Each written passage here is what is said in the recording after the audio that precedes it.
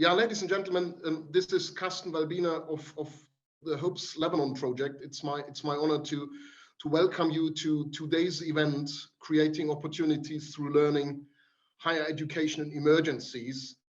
An event which we had originally planned in a hybrid mode. So normally we wanted to meet at least with part of you physically in Brussels.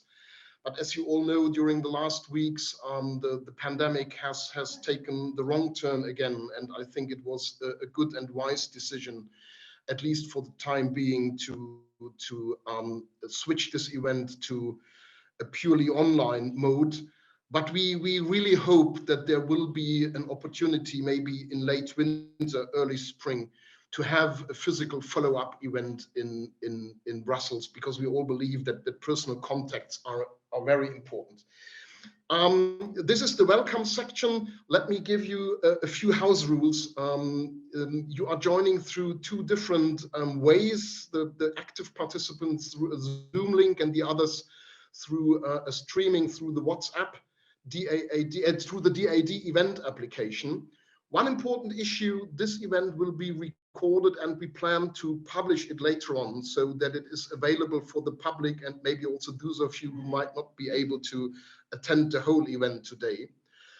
At the moment, there is a live stream, as I said, through the DAAD event application. And this means that there is no chance to ask questions directly. So you cannot appear on the screen. Any questions or comments you might have should be written in the chat box, and they will then be brought to the attention of the moderator or the panelists so that these questions, if there is a possibility, will be answered. Let's have a very brief look on what you can expect today. I think the agenda is known. So we are now in the opening. Then we have 3 sessions. One session is a look back on the EU Regional Trust Fund's higher education programs. We will speak to some of the responsible persons for these programs, learn more about the experiences they made, the lessons learned, etc. After each session, there will be a short break to get the new speakers in, but those of you who have already, let's say, registered and are online, please stay online. Part 2 is dedicated to our beneficiaries. We will have a talk show with 6 scholarship holders and alumni.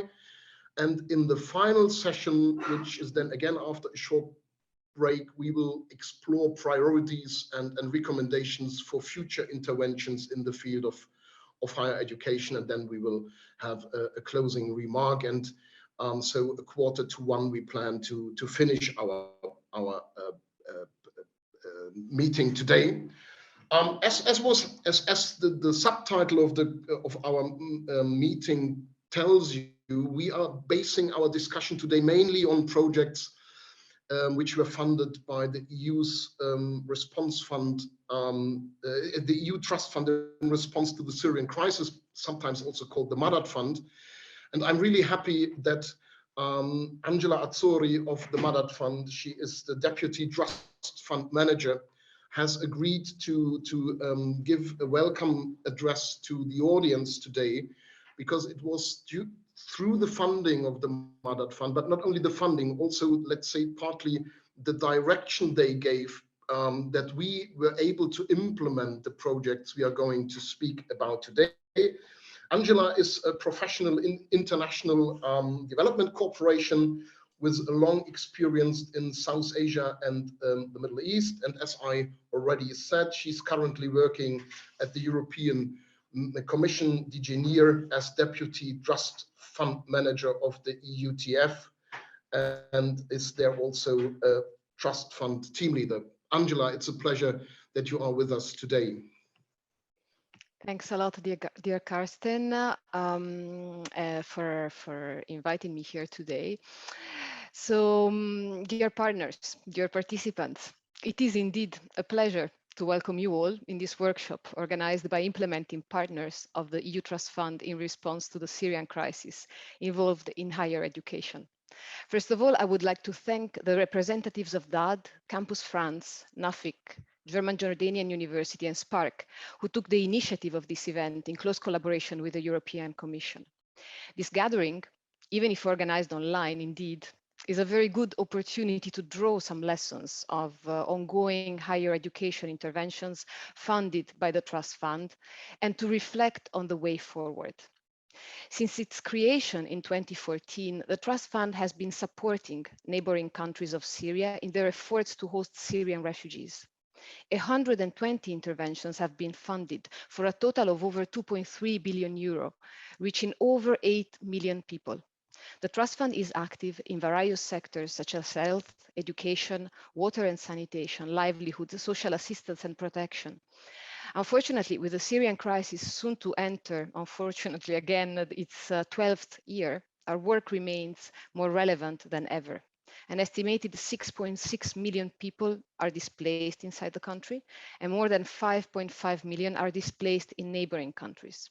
Conditions for safe, dignified, and voluntary returns to Syria cannot be considered to be in place.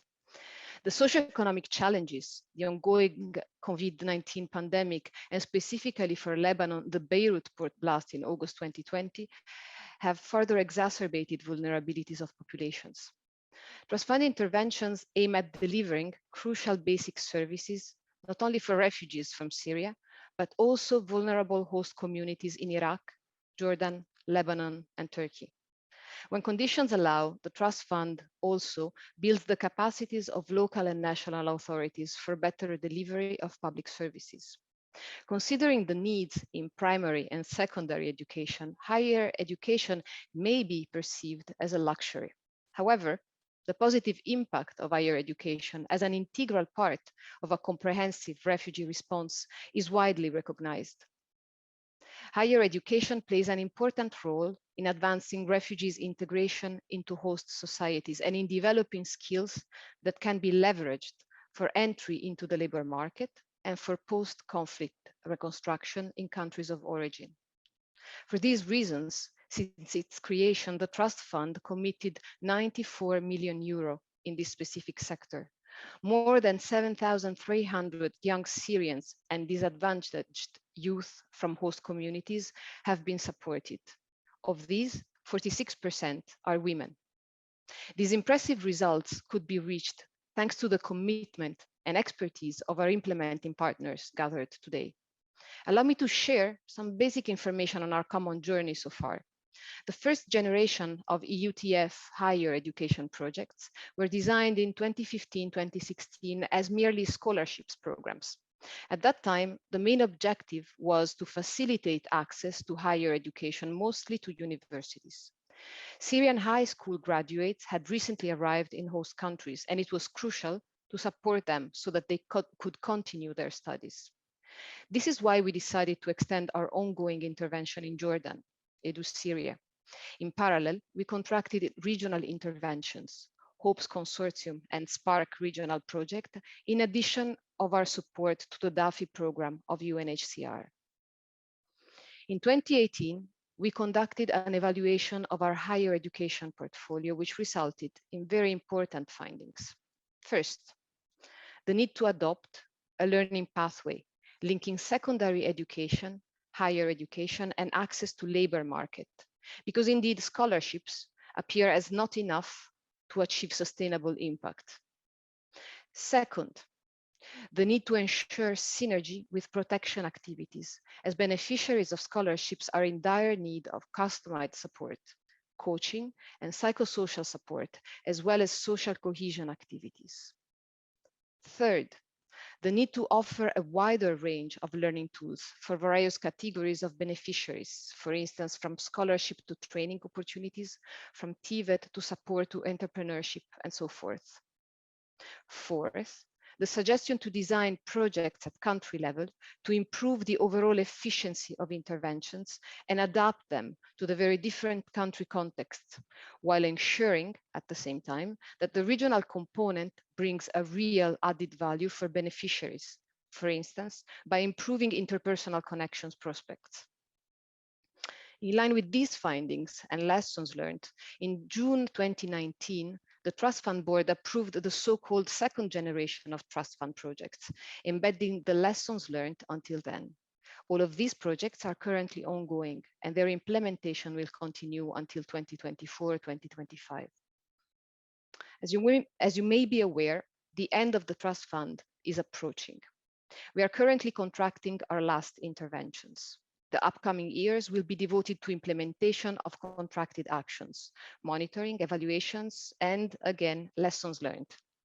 In parallel, and as already reinstated at the Brussels V conference in March, the EU will remain committed to continue providing a comprehensive aid response to the crisis under the new multi-annual financial framework, building on the rich experience and lessons learned from the Trust Fund.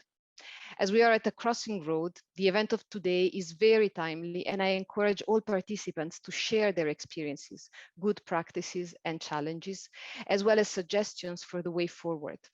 I wish you all a very successful workshop and a stimulating exchange of ideas. Thank you very much.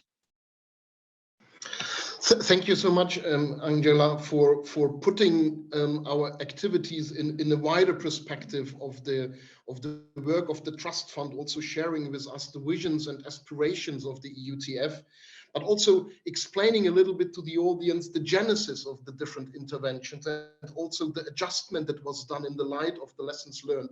I think this is also a sign that we tried to do the best we can in order to meet the needs of our target groups and beneficiaries. So thank you so much, and I'm looking forward really to the upcoming discussion, which will be moderated by my colleague Michael Hörig. We are very grateful that Michael volunteered to take over this job.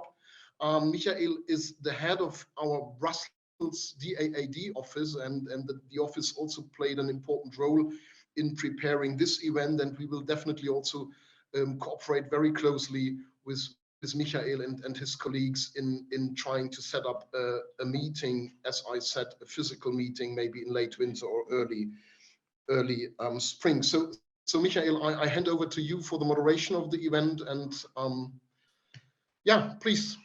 Yes, thank you very much, Carsten. Very good morning to you all. It's a pleasure to moderate this event. Atzori, thank you very much also for the opening remarks. I think the topic of a learning pathway and added value that is provided by the projects funded in the EU Trust Fund are definitely these topics we will be hearing about. We will start this first session on looking back at what these different projects that were funded under the EU Regional Trust Funds achieved. And we will do so by first showing the audience and all the participants a video clip that outlines the main achievements. The Syrian crisis, which started in 2011, has been devastating to the Syrian population, as well as to neighboring countries. With millions turned into refugees, access to higher education became limited for young people who were and partly still are at risk of becoming a lost generation. Strongly believing in investing in higher education as an asset for the future of individuals and societies as a whole, the European Union was among the first to respond and has donated thus far more than €94 million for higher education through the EU Trust Fund in response to the Syrian crisis, established in 2014. To date, more than 7,300 young Syrians and disadvantaged youth from the host communities in Iraq, Jordan, Lebanon, Egypt, and Turkey, of whom 46% are women, have been benefiting from opportunities for higher and further education, financed by the DAAD Fund. These achievements have mainly been realized by 3 interventions, which started implementation in 2016. HOPES, a consortium of 4 European institutions in Egypt, Iraq, Jordan, Lebanon, and Turkey. EDU Syria, a consortium of Jordanian and European institutions led by the German Jordanian University in Jordan, and SPARK, a Dutch international NGO in Iraq, Lebanon, and Turkey. Although the approaches and partly also the focus of these interventions varied, they all served a common goal: improve the students' prospects and opportunities, building up capacities, and strengthening the cooperation with local partners. As the crisis hadn't been solved, the Trust Fund decided in 2019 to continue its support for higher education by funding, although with a slightly more localized approach covering the whole educational pathway, a continuation of the previous interventions thus creating more sustainability and deeper impact. HOPES-LEB in Lebanon, EDU Syria in Jordan, and SPARK in Iraq. The support for alumni and scholarship holders continues on a regional level through the EU Regional Network of Alumni and Young Professionals established in 2021. By its belief in higher education as an important asset for stabilizing and rebuilding societies in emergency, the EU Trust Fund in response to the Syrian crisis has created opportunities and hope for many young people. It is now to be ensured that this commitment lasts and bears full fruit.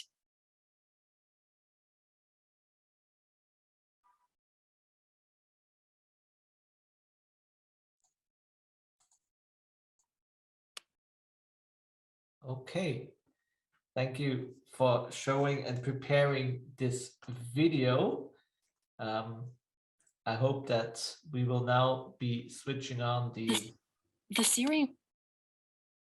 Wait until the technology responds. So here we go.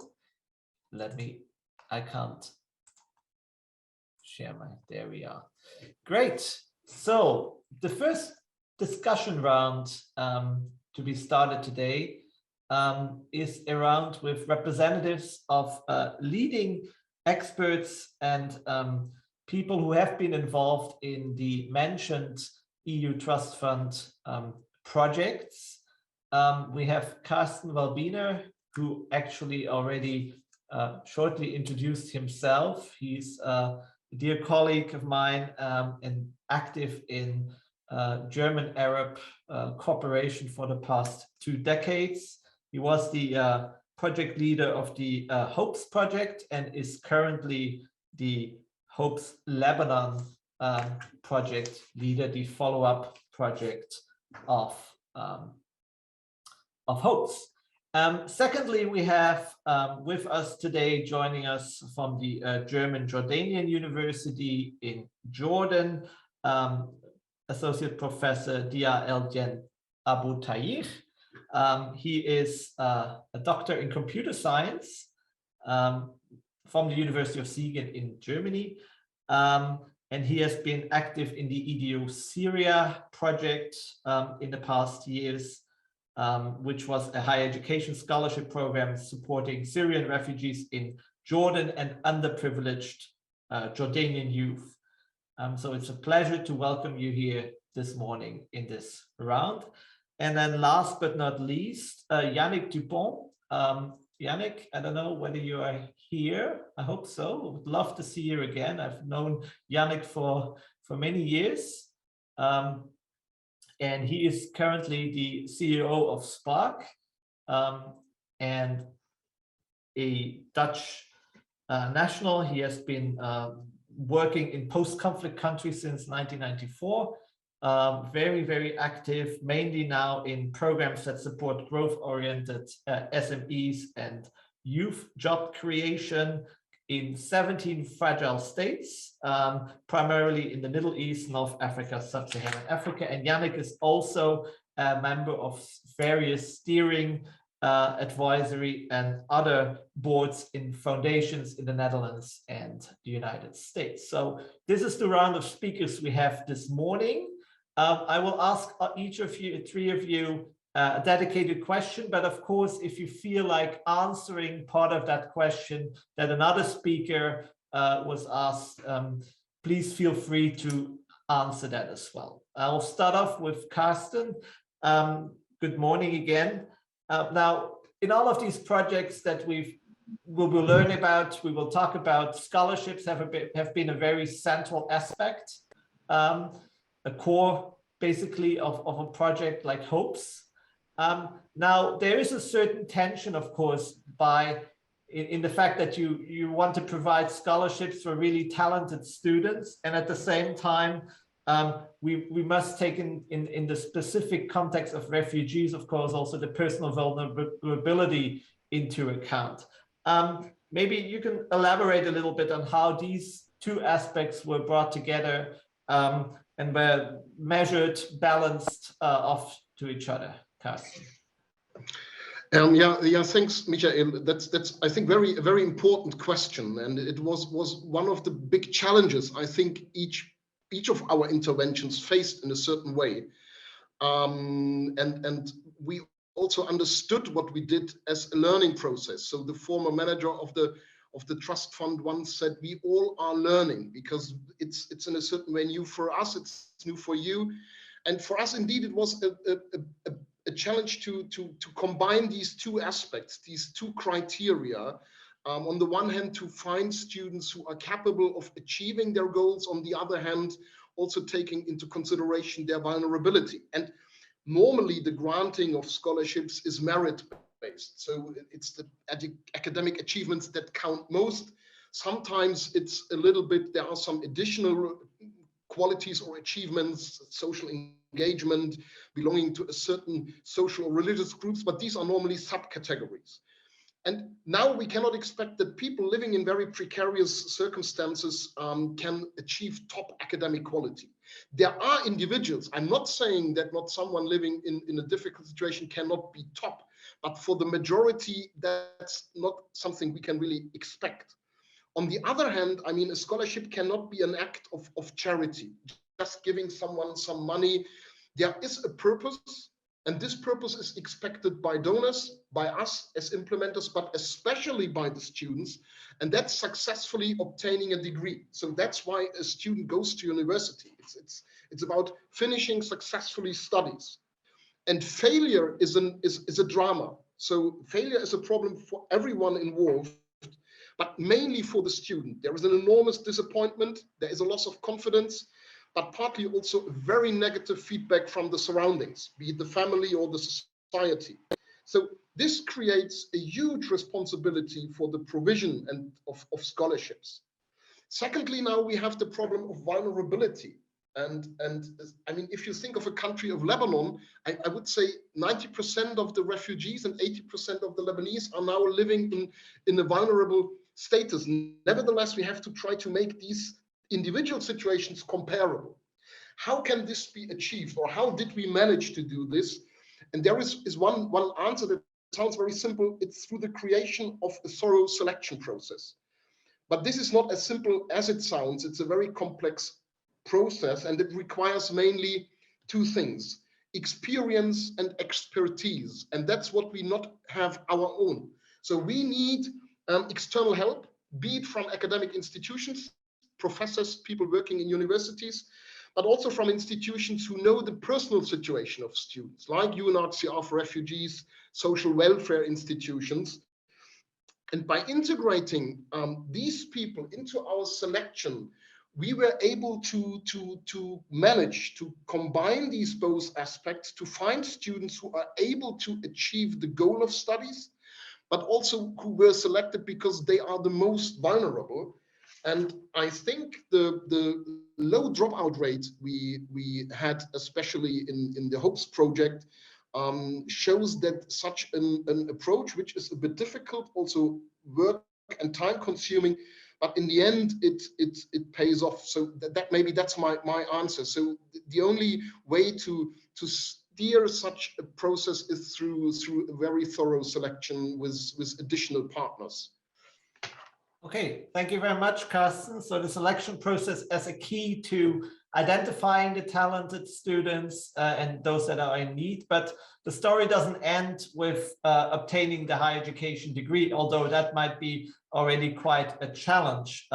After studying the world of labor, the world of work, business, is the next step for any graduate, and that is a let's say a difficult issue as such for many, even in European countries. So especially in these vulnerable contexts, it's probably even more challenging to have this educational pathway continue to the labor market. So my question to you, first of all, Yannick, good morning and best regards, nice to see you. What is maybe a recipe for success in these type of higher education projects to prepare graduates for a successful entering of the labor market? Yes, good morning, Michel. Nice to meet you again, this time virtually, after all our Balkan adventures. and welcome to all the participants today. I think that's a very relevant question. Actually, it was the starting question we asked ourselves when we started with EU MODAC programming in 2015. It was also becoming naturally so because as Spark, we've been working, starting in the Balkans on higher education programming first of all. But we found very quickly after a couple of years working in Bosnia, Kosovo, Serbia, that actually education is a means to an end for the participants, right? So they see the scholarship or they see participation in higher education as a means to reach the end. And the end is to start a company, to find a good job. So what we did at the beginning, and I think that was actually quite, in a way, successful, in a way, failure. I'll explain why. Is we did very thorough market assessments in Jordan, in Iraq, in Lebanon, in opposition areas in Syria and Turkey, looking at what will the markets look like in the next 5 years. So let's say when students will graduate. And then we basically programmed 80 to 90% of all scholarships to be in programs that were relating to the top 5 economic growth areas where jobs would be expected. Why it was a bit of a failure at the beginning and we had to pivot is that we really programmed into 2015 for reconstruction of Syria. So we put a heavy focus also at looking what will be the needs inside Syria. And of course that has changed since. So I think we shifted to more social integration, social cohesion, and looking at what students can do in the local labor market. So I think that was one lesson learned. You know, we had to change with the political context.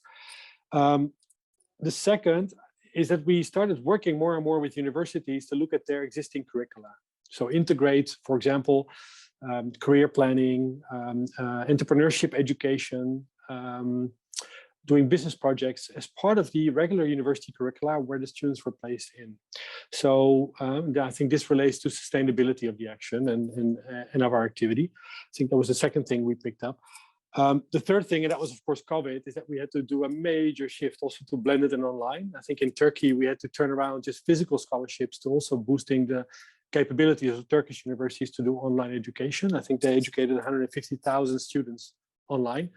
So that meant boosting server capacity, training teachers and how to teach properly online, very different than the classroom teaching.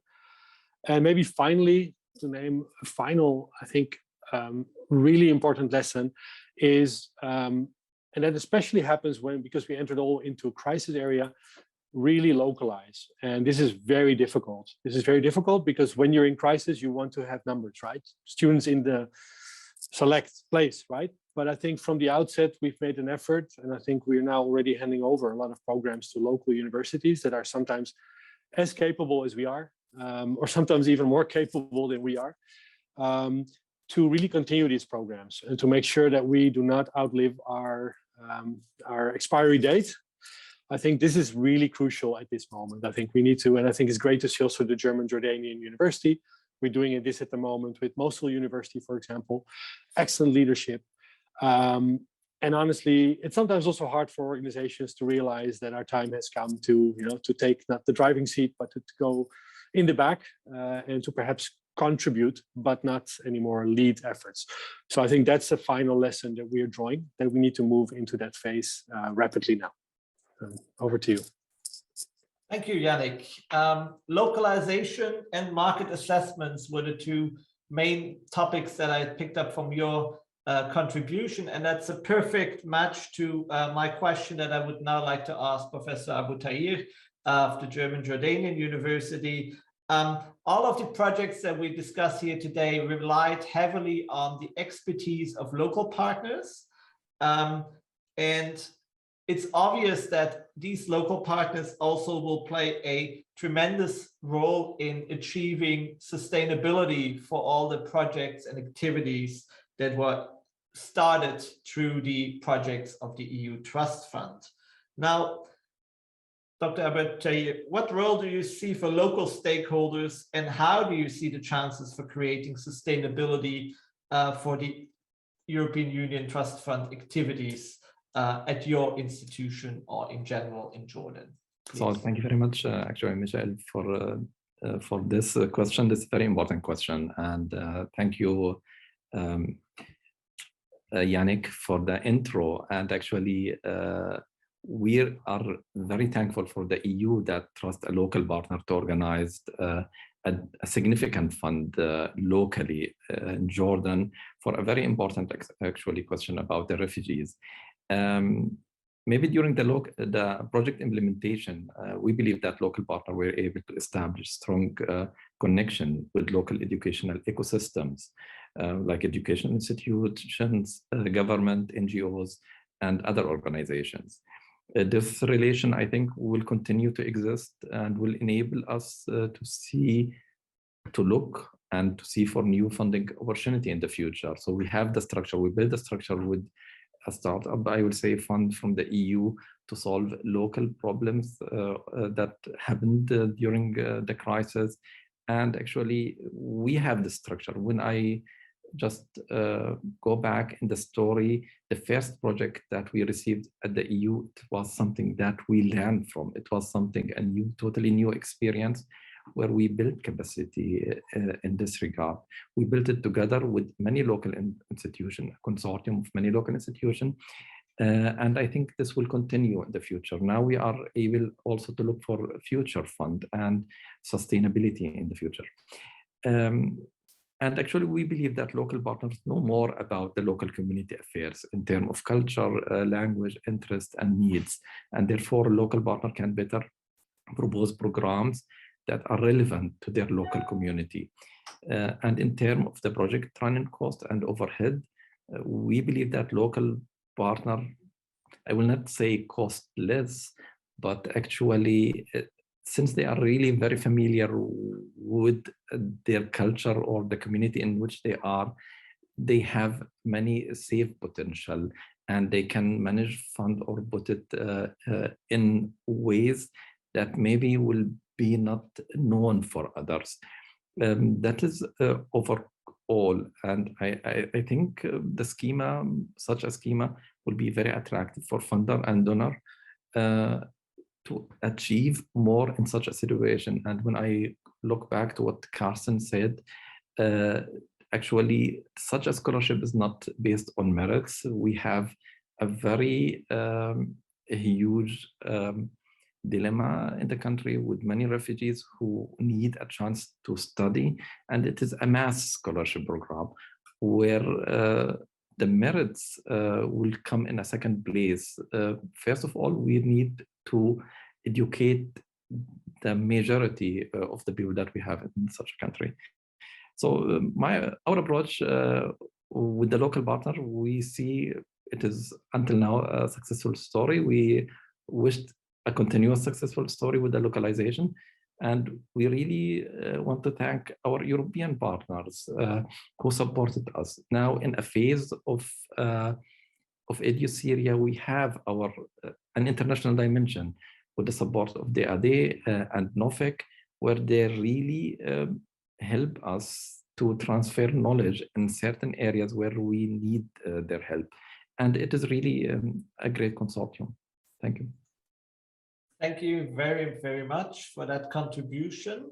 Carsten, you have a direct response to what you've just heard?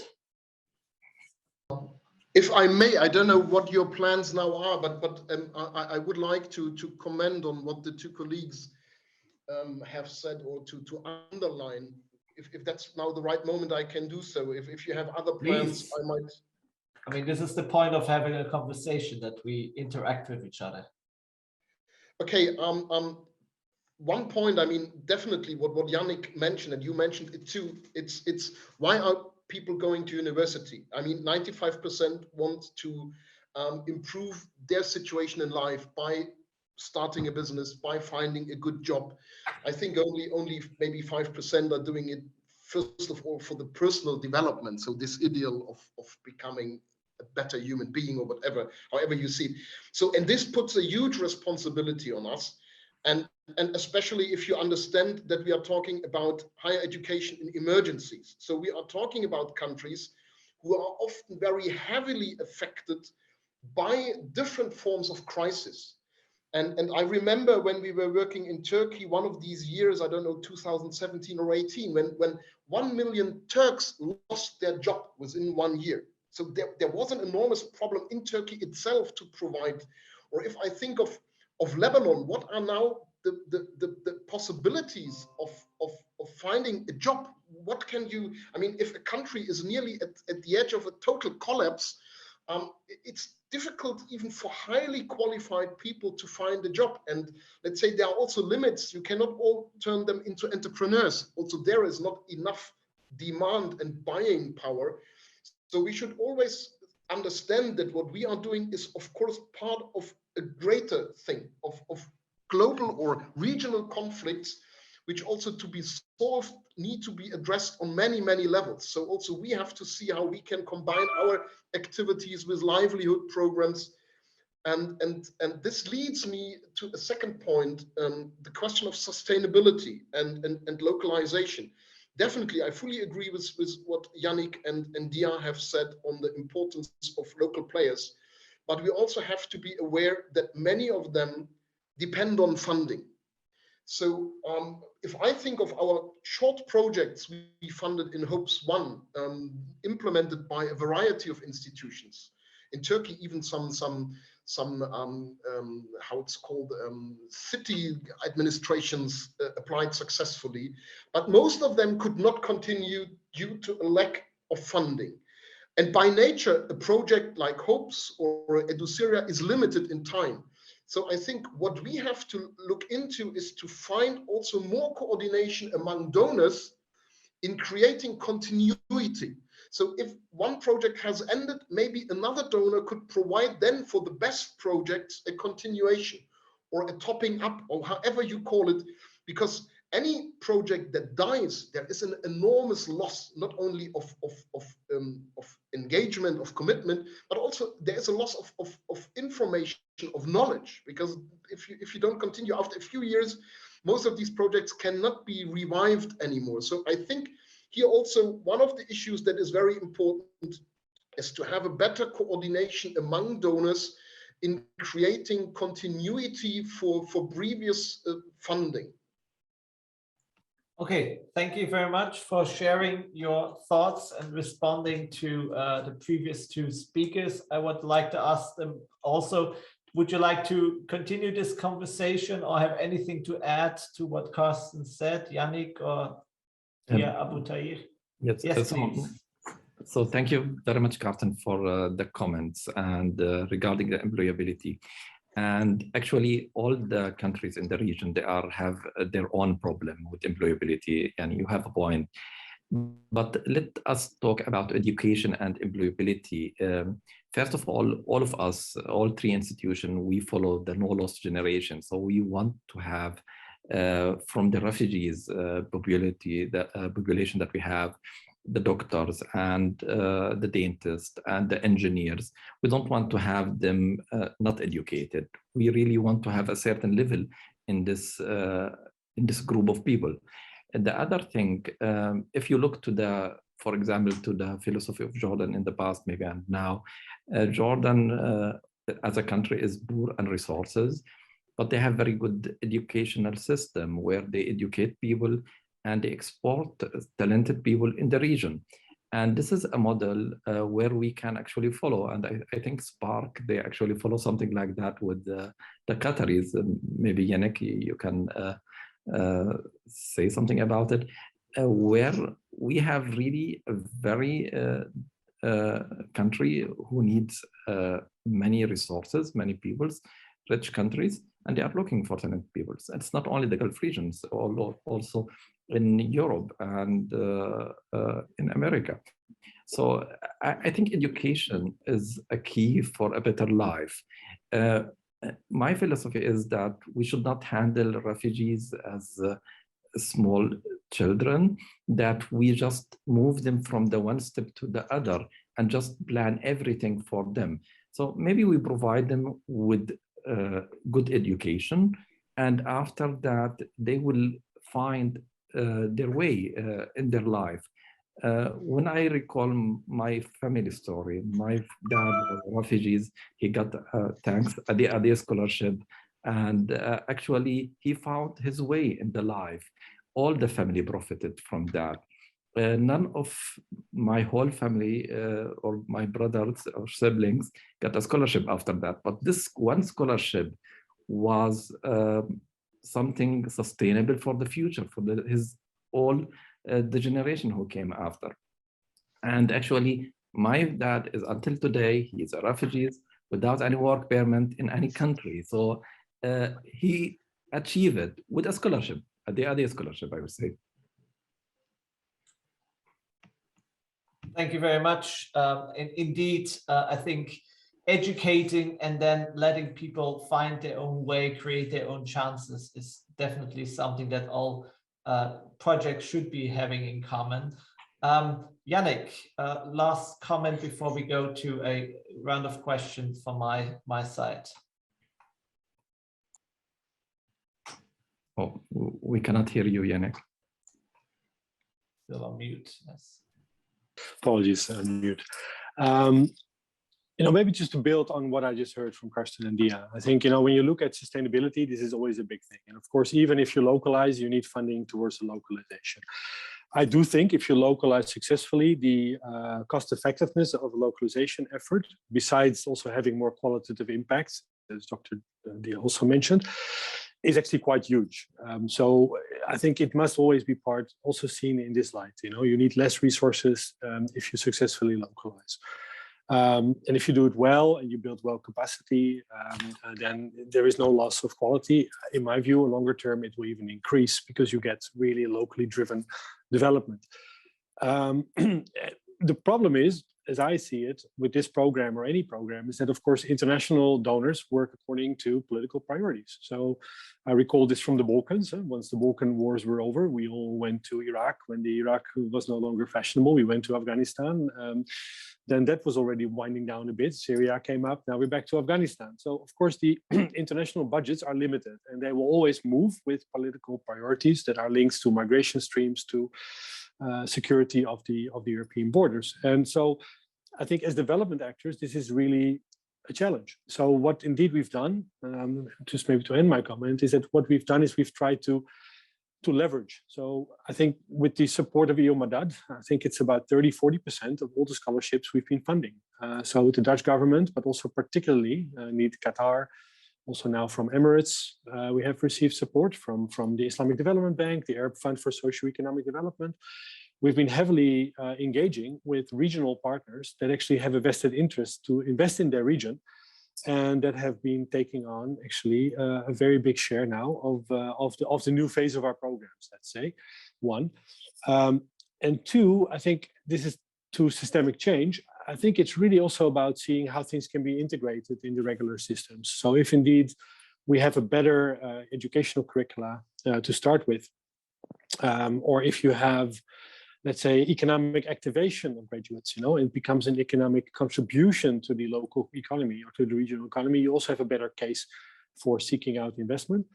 One idea we've been playing with, we haven't been successful yet, but I think that would be maybe a very interesting thing to look at, is, as you know it in the West, that some employers are co-funding scholarships. And then students are taking a loan that's dismissed if you do not find employment within 3 years after graduation.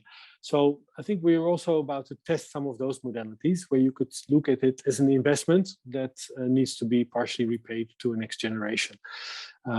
But I think that's also for this next phase something to really explore, because international donations, in my view, will continue to decrease.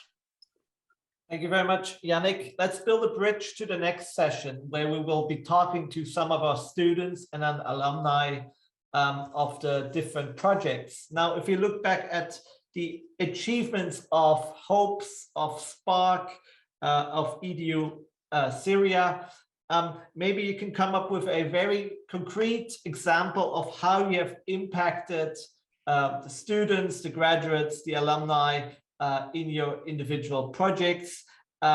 We'll keep it short because we have about 3 to 4 minutes left in this session. Maybe I'll go backwards now and ask Yannick to maybe provide me with and the audience with a short example of how you've impacted a life or several lives within your project. Well, maybe very brief, because I think this is also best asked to the alumni later, how they see it and also where they see still room for improvement. I think on two levels, really. I think the biggest level is a much higher level of finding a job, basically. And that's through getting a proper degree that's recognized in the country that refugees are based in, to learn the language, in the case of Turkey, while they were studying on the side, and thereby, finding a much easier pathway to finding a job. So we saw a far higher uptake, let's say, of employability after graduation of scholarship holders versus those that didn't. And the second, we've seen quite a number of successful young entrepreneurs. It's true that not everyone is an entrepreneur, maybe 3 to 5% may make it, but they do employ. So we have successful cases of startups that after a few years are employing up to 20 people.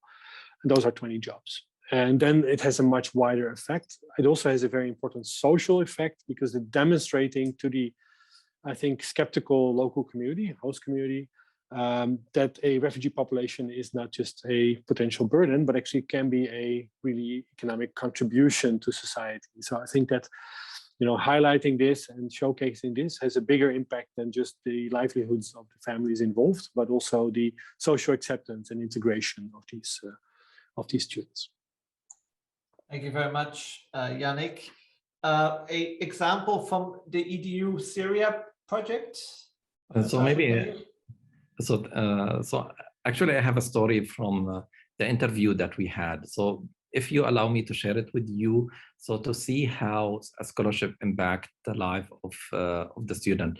So we had actually a female applicant who had an operation scheduled for a serious medical condition the same day as we planned to conduct EDU Syria scholarship interviews. And we accommodated her for an earlier time so that she does not miss it. However, the applicant kept reiterating on the phone when we called to schedule that the scholarship is more important to her than the operation. The applicant went as far as mentioning that she is willing to cancel her operation, not to miss the interview.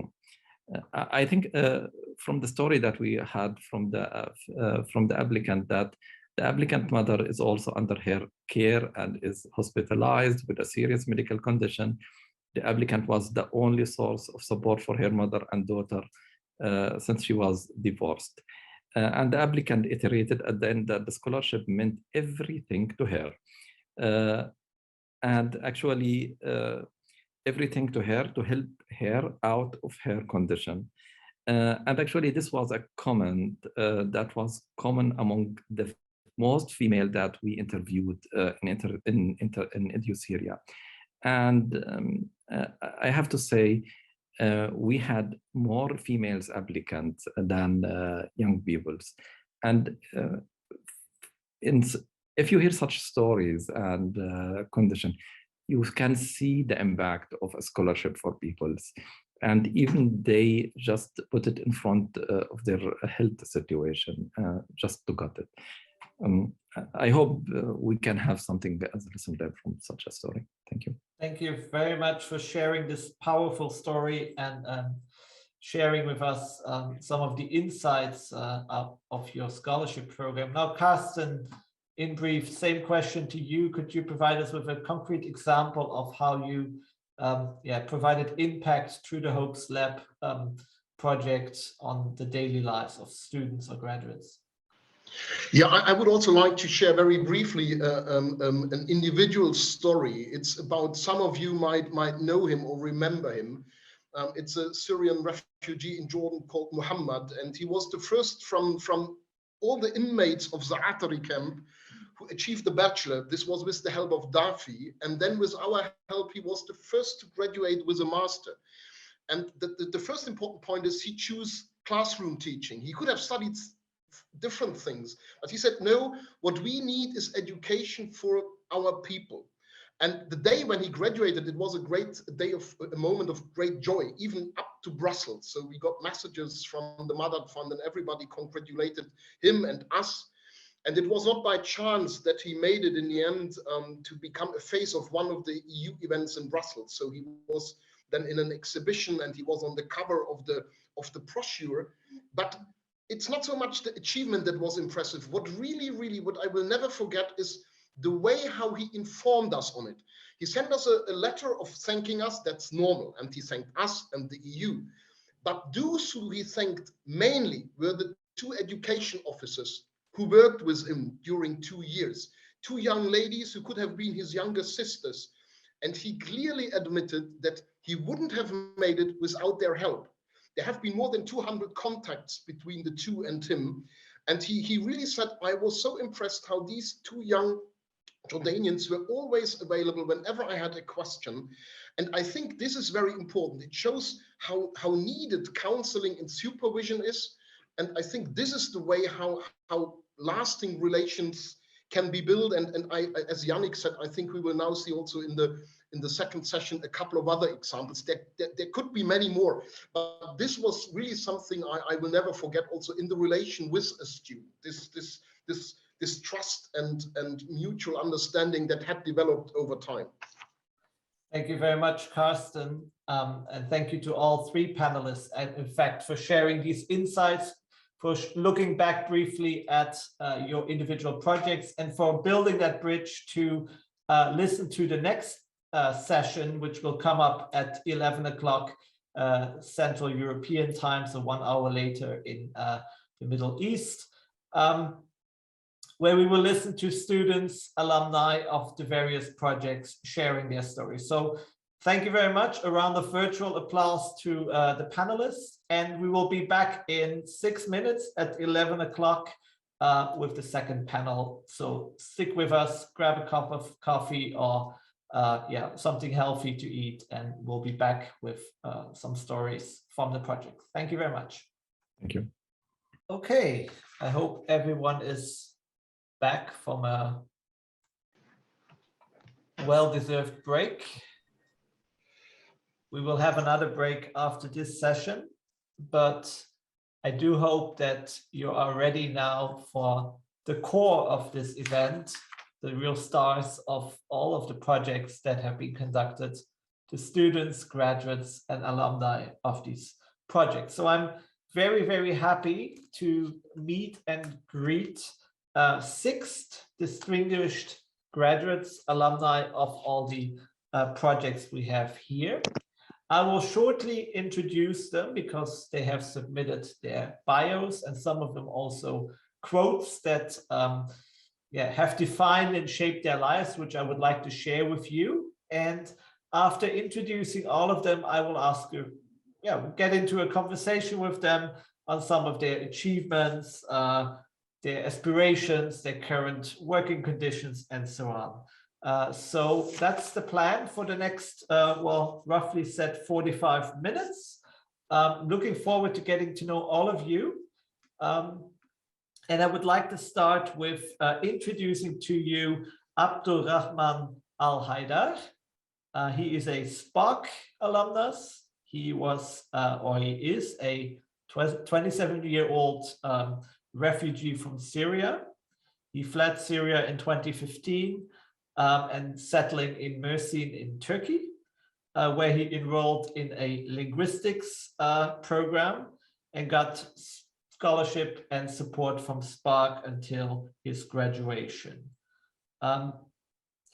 Working and studying is not an easy combination, so the scholarship helped him also to combine his higher education aspiration and to complete a focus on the studies and discovering his academic passion, which is languages. So Abdulrahman, as far as I can see from your biography, you are and you remain interested in the study of linguistics, and you hope that you will be able to continue your academic career path. And I look forward to hearing more on that in a while when we discuss with the round of students. So secondly, I would like to introduce to you Ayat Muhammad Ahmad Al-Nuwais, who holds a bachelor degree in nursing. She is 24 years old, also from Syria, and she was able to graduate with a nursing degree with honors with a scholarship from the EDU Syria project. Currently, she works as a nurse in the intensive care unit at Marka Specialized Hospital in Jordan. And I'm very happy to have you here, especially because, well, as we all know, intensive care nurses are very much in demand in the current health situation globally. So thank you very much for being able to take your time and share with us your experiences. Thirdly, I would like to introduce to you Diana Nuehet. This is first time that I had difficulties in pronouncing the family name, so thank you for staying with me and being patient. I will try to learn as soon as possible. She's a Lebanese, a HOPES alumna, and she obtained her master degree in immunology from the Faculty of Science at a Lebanese university. Again, a very current topic because currently she's doing a research internship at the University of Grenoble-Alpes, France, on the topic of SARS-CoV-2 virus. So that's definitely, again, a link. And I think COVID will guide us through the next months and years anyhow, but it will also guide us through the session today because we all are, and you are all impacted by the developments of COVID. Now, Diana, you've been active in presenting and submitting scientific papers. You're active in the HOPES community, in the alumni board, and I have a quote from you here in my papers, which I would like to share with the audience, which, Diana, you believe that the greatest glory isn't in never failing, but in rising every time we fall. And I think this is a very, very powerful statement for all of us to remember while we are trying to make our projects work, your individual pathways work, and to remain resilient in these difficult times that we live in. Fourth, I would like to call upon Yuman Najjar.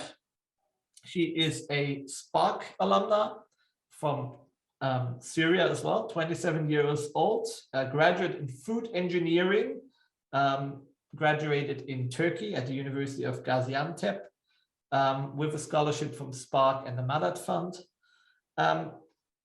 But not only did she graduate from food engineering, but she also participated in extracurricular courses in economic empowerment and became interested in the topic of entrepreneurship. And as I see it from my files here, you actually wanted to start off a health food restaurant, but again, COVID came in the way and made you change your plans. And now you are actually doing and driving a successful new project, which is in the area of decorative homeware made from resin, and that is being sold online. So she's a very busy person, being an entrepreneur.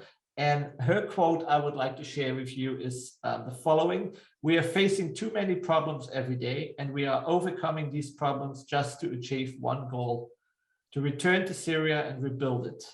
I'm doing this just so that one day I can return to Syria and rebuild it and let the Syrian women shine." So thank you for sharing this quote with all of you this morning, and I look forward to hearing from you in the conversation. Fifth on my list is Luay Haji. He is a HOPE scholarship holder from the Kurdish Syrian, and he has a degree in English language teaching. He is based in Sulaymaniyah in in Kurdistan region in Iraq, and he has over 12 years of experience in teaching and learning, training and teaching, training teachers, designing educational programs, and I'm very happy he's also a direct colleague because he is the program officer for the German Academic Exchange program, in-country scholarship program in Iraq, Prospects for Peace Through Education in Iraq. So thank you for being here this morning. And last but not least, Mahmoud Ali, who is a 25-year-old Jordanian, a graduate from Yarmouk University at the Department of Political Science, and with very good grades, and currently completing a master degree in international political economy at, again, Yarmouk University in Jordan. So those are the faces and persons and individuals we would like to present to you this morning in this session. Anyone can grab the mic and contribute from this session. Participants, maybe you just indicate by raising your hands within the Zoom channel so that I can see it directly. Not all of you can switch on their cameras because of the bandwidth connectivity and so on. And I see that Abdul Rahman already raised his hand. Very good. I will give you the floor in a second. I will just ask you, just all of you, a very nice way to start off a conversation is to look back and at the very difficult circumstances that you've been studying in, but again, maybe also to focus on what makes you especially proud of what you have achieved in your higher education experience over the last years under these tremendously challenging circumstances. So Abdul Rahman, would you like to go first, given that you tested your hand already? I know that you are on screen, I can see you. So please, what are your experience? What are you most proud of? Okay, first of all, let me thank you for giving me this chance to share my experience here. I'm Abdurrahman Al-Haidar. I'm 27 years old. I'm a dual citizen, both Turkish and Syrian at the same time. I'm a recent graduate from Mersin University. So let me briefly share my experience here in Turkey, or in Syria at first. First of all, when I first finished my high school in Syria, I had some plans in my mind. I had some dreams, some goals to achieve. But unfortunately, I really couldn't do any of that because of the hard conditions I was living in. You know, the war, some very bad things happened around me where I was living. So I had to travel and immigrate to another country, which is Turkey here. And you know, it's not an easy thing to do. You need to start a new life from zero. You need to have an entirely new beginning in your life. It's just like you were newly born here. So you don't even speak the language of the community. You don't even know where to start from here. So first of all, I had to learn the language here. I joined some courses in person or other online courses to learn Turkish. And I managed to learn it in the end. I thankfully mastered the language in the end. Secondly, I decided to join the university here, but it's also not an easy thing to do. There's an admission exam you need to go for in order to register for the department you want. So I spent a year studying just mathematics to gain access to the university here. And I also managed to pass this exam. Then it was my chance to join my very favorite department here, which is the linguistics department, as I shared with you already. I just love this department, and I always dreamed of finishing my studies here at this department. And since the very moment I joined this department, I had some goals to achieve. I decided, or let's say I promised myself, to get the highest average at this department and to do my best here. Because you know why? Because I already wasted time before, because I was living in hard conditions. I overcome some hard challenges before. So I decided I have only one chance here, and I will use it very well. I will do my best, and let's see what happens. I promised myself to do my best. So I worked hard during the 4 years of studying here, and thankfully, as I promised myself, I got the very highest, the highest GPA at my department, the linguistics department. And not only that, but also at the department, or let's say at the Faculty of Science and Letters in Mersin University. That was the biggest achievement I have here. And it's what I'm really proud of, because it wasn't easy. to first of all overcome some hard conditions in my country, then immigrate and start a new life, learn a new language, pass some exams, and then adapt to another culture here. And then I managed to achieve what I promised myself of. So thank you. It's you mentioned already at least 3 major achievements that you can deservedly be very proud of: mastering a new language, preparing for university, and graduate with very good grades. Those are definitely top things to be proud of, and thank you for sharing these. We'll come back to some of your experiences later, but I see that Diana already raised her hand, so I would like to give her the chance also to reflect on what makes her proud of her educational journey. Thank you very much for the brief introduction. And I think that the thing that I'm most proud of is gaining the expertise and knowledge in immunology. As you said, every achievement is coupled with hurdles, obstacles, and difficulties. And from my point of view, the major difficulty I faced was the transition from the master to a PhD program, because there were limited and restricted opportunities for a PhD fund in Lebanon due to the social economical crisis. So I managed to came here to France, and I find some opportunities. And this opportunity was applying for a grant to fund my PhD. Thank you. Thank you very much. That's also quite an achievement. So next in line is Louay. Well, first of all, I'd like to thank you for this great opportunity and for being invited to join this wonderful event. I think when I recall my achievement during my master's degree program, I would probably say the best achievement that I had received is to be active in the community that I am in. During my studies, I worked hard on my research, and it was considered one of the best research that was presented to my department. And I was the first to graduate in my department, and with probably the highest GPA.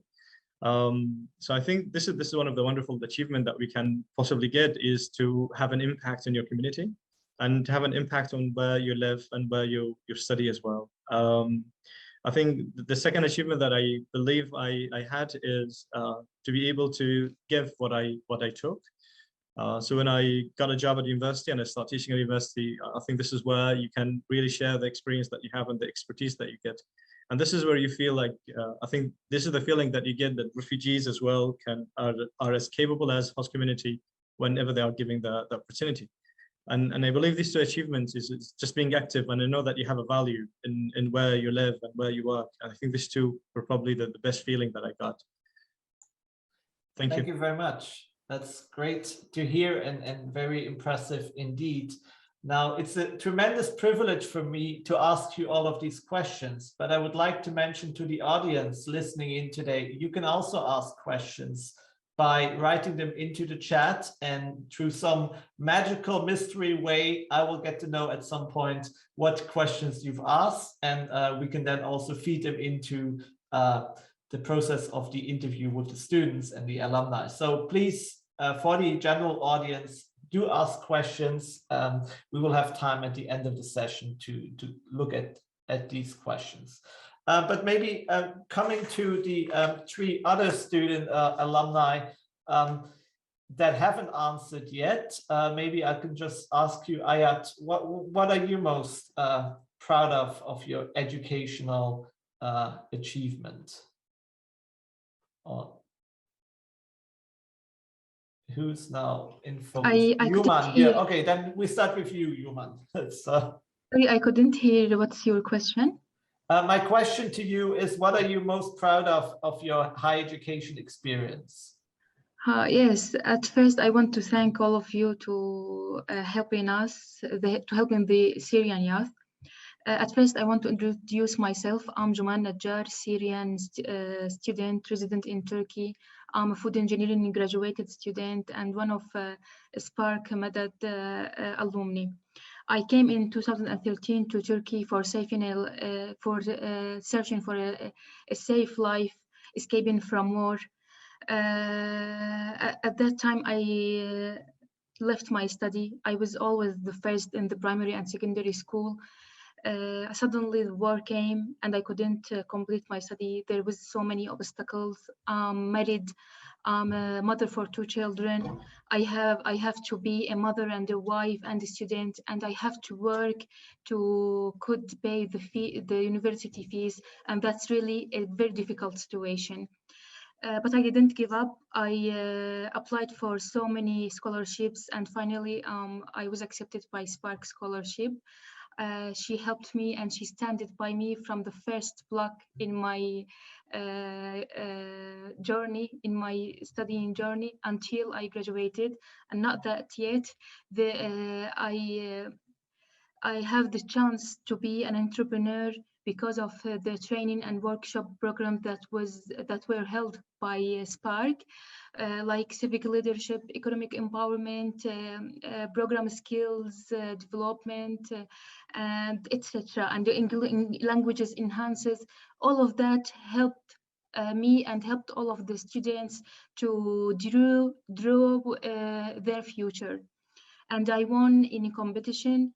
And at first I opened my virtual restaurant, which is the healthy restaurant, and it was really successful restaurant. But because of the pandemic, I had to close it. But I didn't give up again. I changed my project from a restaurant to another another business that I can work from home, because there is pandemic and we cannot do anything we want. I opened my own store, my own business, and thanks for Spark to helping me to put the first block in my future. Thank you very much, German, for you.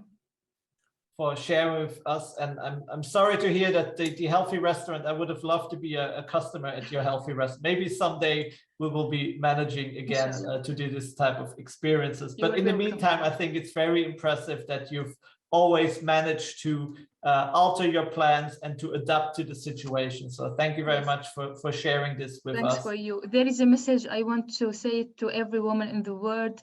Don't give up. Try and try and try and try to stand up and be stronger than the past, and don't let the obstacles let you depressed.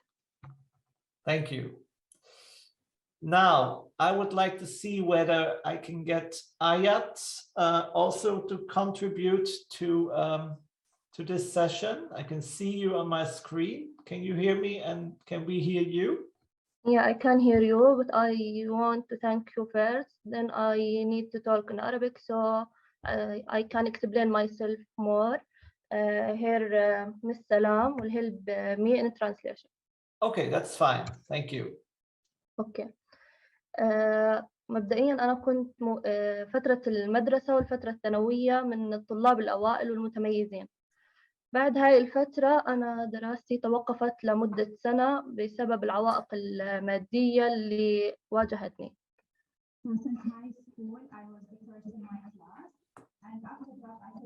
Okay, there's a sound issue. Maybe your translator can speak more directly into the microphone. Okay, so since high school, I was the first in my class, and after that, I couldn't enter the university because of my hard financial situation. بعد سنة من التوقف انطرحت منحة إيديو، فهي كانت الأمل لي بالدراسة، فمن خلالها قدرت أحقق حلمي اللي هو دخلت nursing. After that, I heard about the scholarship after 1 year of interruption in my studies, and it was like my dream to get this scholarship because I always wanted to study nursing. بعد هاي الفرصة أنا قررت إنه هاي فرصة من ربنا، إني أنا لازم أغتنم هاي الفرصة بأحسن طريقة ممكنة. فتخرجت بوقت قياسي بالنسبة لتخصص التمريض اللي هو 3 سنين ونص، وكنت طول هاي الفترة أنا الأولى على الدفعة.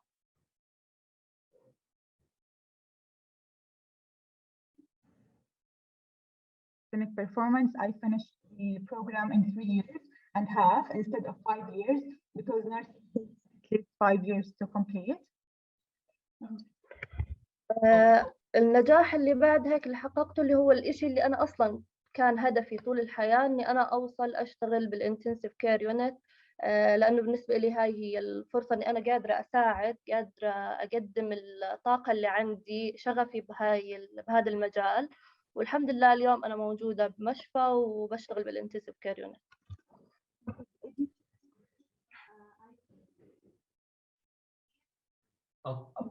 Okay, maybe there's an issue with the microphone again. So maybe for the translation, please. Yes. Can you hear me now? Yes, it's much better now. Thank you. And after graduation, and with the help of the scholarship, with EduSIR scholarship, I entered the medical field, and now I'm working in the intensive care department as I wished. Yes, thank you. Okay, thank you very much for sharing this with us. It's definitely a great achievement to be proud of, and I'm very thankful that you've shared this with us this morning. Now we will stay in Jordan, and I have last on my list Mahmoud. You are there. I can see you on my screen. Can you also hear me, and can we hear from you? Yes, I can hear you. First of all, I would say thank you. Thanks for the EU for granted us this scholarship.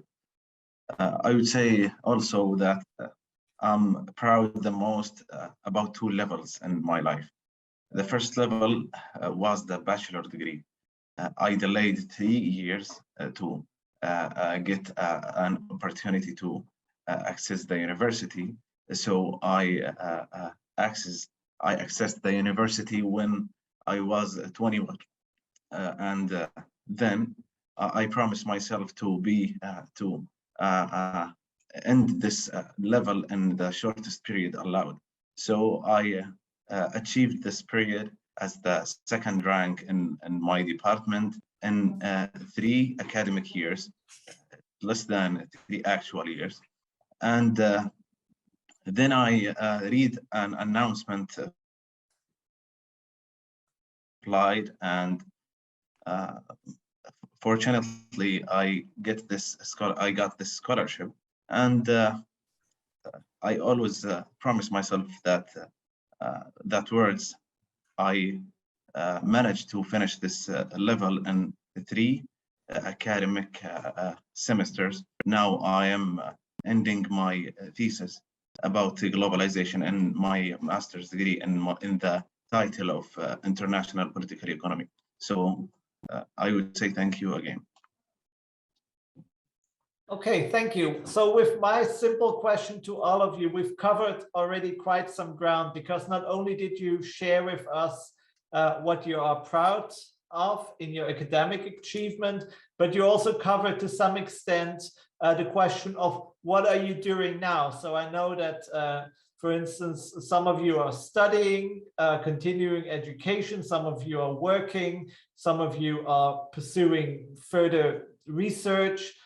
So all of that is current happening. Maybe it's just very brief question on that topic of your current situation on the labor market. Were there any, what was particularly difficult, what was challenging into entering your next phase? So you've successfully participated in a higher education program, but your challenges of entering the next phase, that would be interesting to hear. And now I will not go and ask every individual a question, but I would like to just raise your go to those that raise their hands and want to participate or answer that question.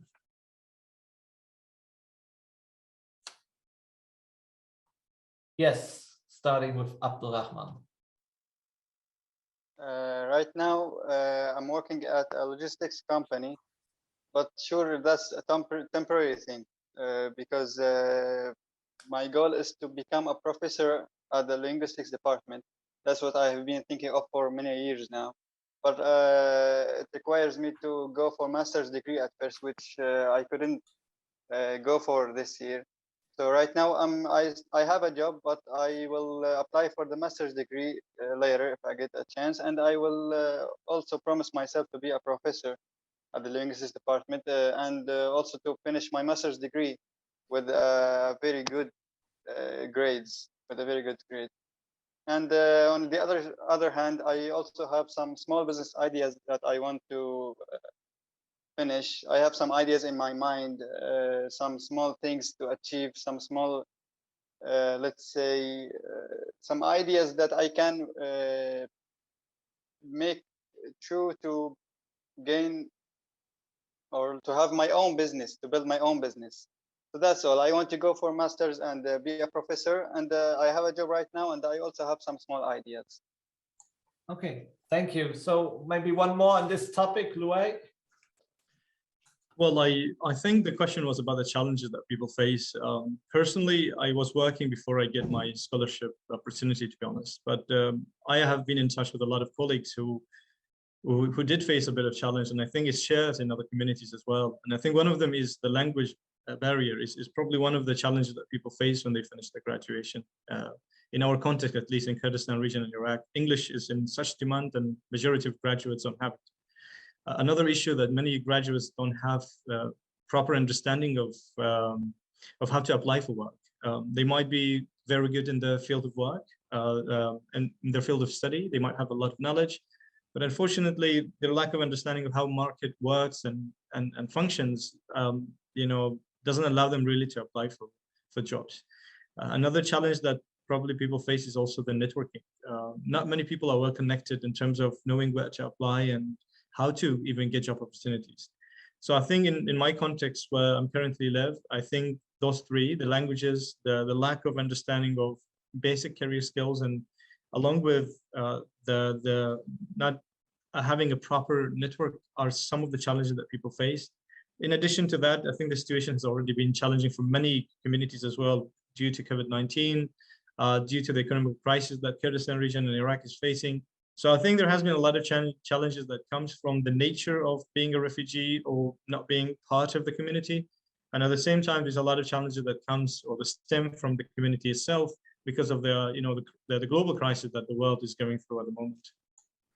Yes, thank you very much. Now, before I turn to you, Diana, to let you elaborate on what your challenges were, maybe also an additional question coming from the chat, because people are very impressed with your achievements, and I think they would like to know a little bit more about what your recommendations would be for future generations coming from high school, what makes you successful, what advice you would give them in terms of aspiring maybe also to obtain a higher education degree, and maybe also for organizations like DAAD, what can we do, or Spark, what can we do to make you, in terms of counseling, more successful? What needs to happen so that that students during an educational pathway in the end graduate successfully? So I'll let you sink down on that additional layer of complexity with my additional question on what are your recommendations, and then give you the floor, Diana, to share with your experiences. Thank you for these interesting questions. I will be glad to answer them. But first of all, I would like to add something to my colleague Louay. I think that most fresh graduates are facing one problem or one challenge is the lack of experience, because almost all employers are asking fresh graduates not only for the knowledge, but also for the expertise and experience. And here I may recommend for students to try to do various internships at different levels to gain skills from the communication level, soft skills, and problem-solving skills. So I think students should put some efforts in doing some internships and to offer themselves freely. My advice for fresh graduates or for other students is to work hard to build national as well as international networks and to gain as much as possible skills and expertise. I may recommend or I may ask the headquarters for scholarships to favor a little bit the international student exchange, not only to restrict providing scholarships for Middle East or Arabic region, but also try to exchange students, because there is a lot of talented students that they are looking forward for a position or an internship abroad, and especially at the scientific level, because there is not that much advancement in the research and science in Arabic countries. So maybe an exchange program would be a good idea. And I would like to add other thing. Why don't we expand the program toward a PhD? Not only restrict it to a bachelor and a master, because higher education also include PhD. Thank you. Thank you very much for providing this insight, and also directly going into the question, not just what is beneficial for the students, but also what type of programming needs to be done, networking, exchange, building up capacity, providing internships. All of these are, I think, very valuable elements in terms of providing opportunities throughout the student journey, so to say. Okay, so we go now to Ayat again for her input on some of the recommendations and maybe also some of the challenges. First, I will talk about the challenges in Jordan. كمل عربي. في عنا صعوبات اللي واجهتنا بتصاريح العمل، مشاكل مع النقابات، إن كان نقابة التمريض أو باقي النقابات المهنية ما كانت تستقبل السوريين نهائيا. تصاريح العمل بالأردن ممنوعة لأغلب القطاعات.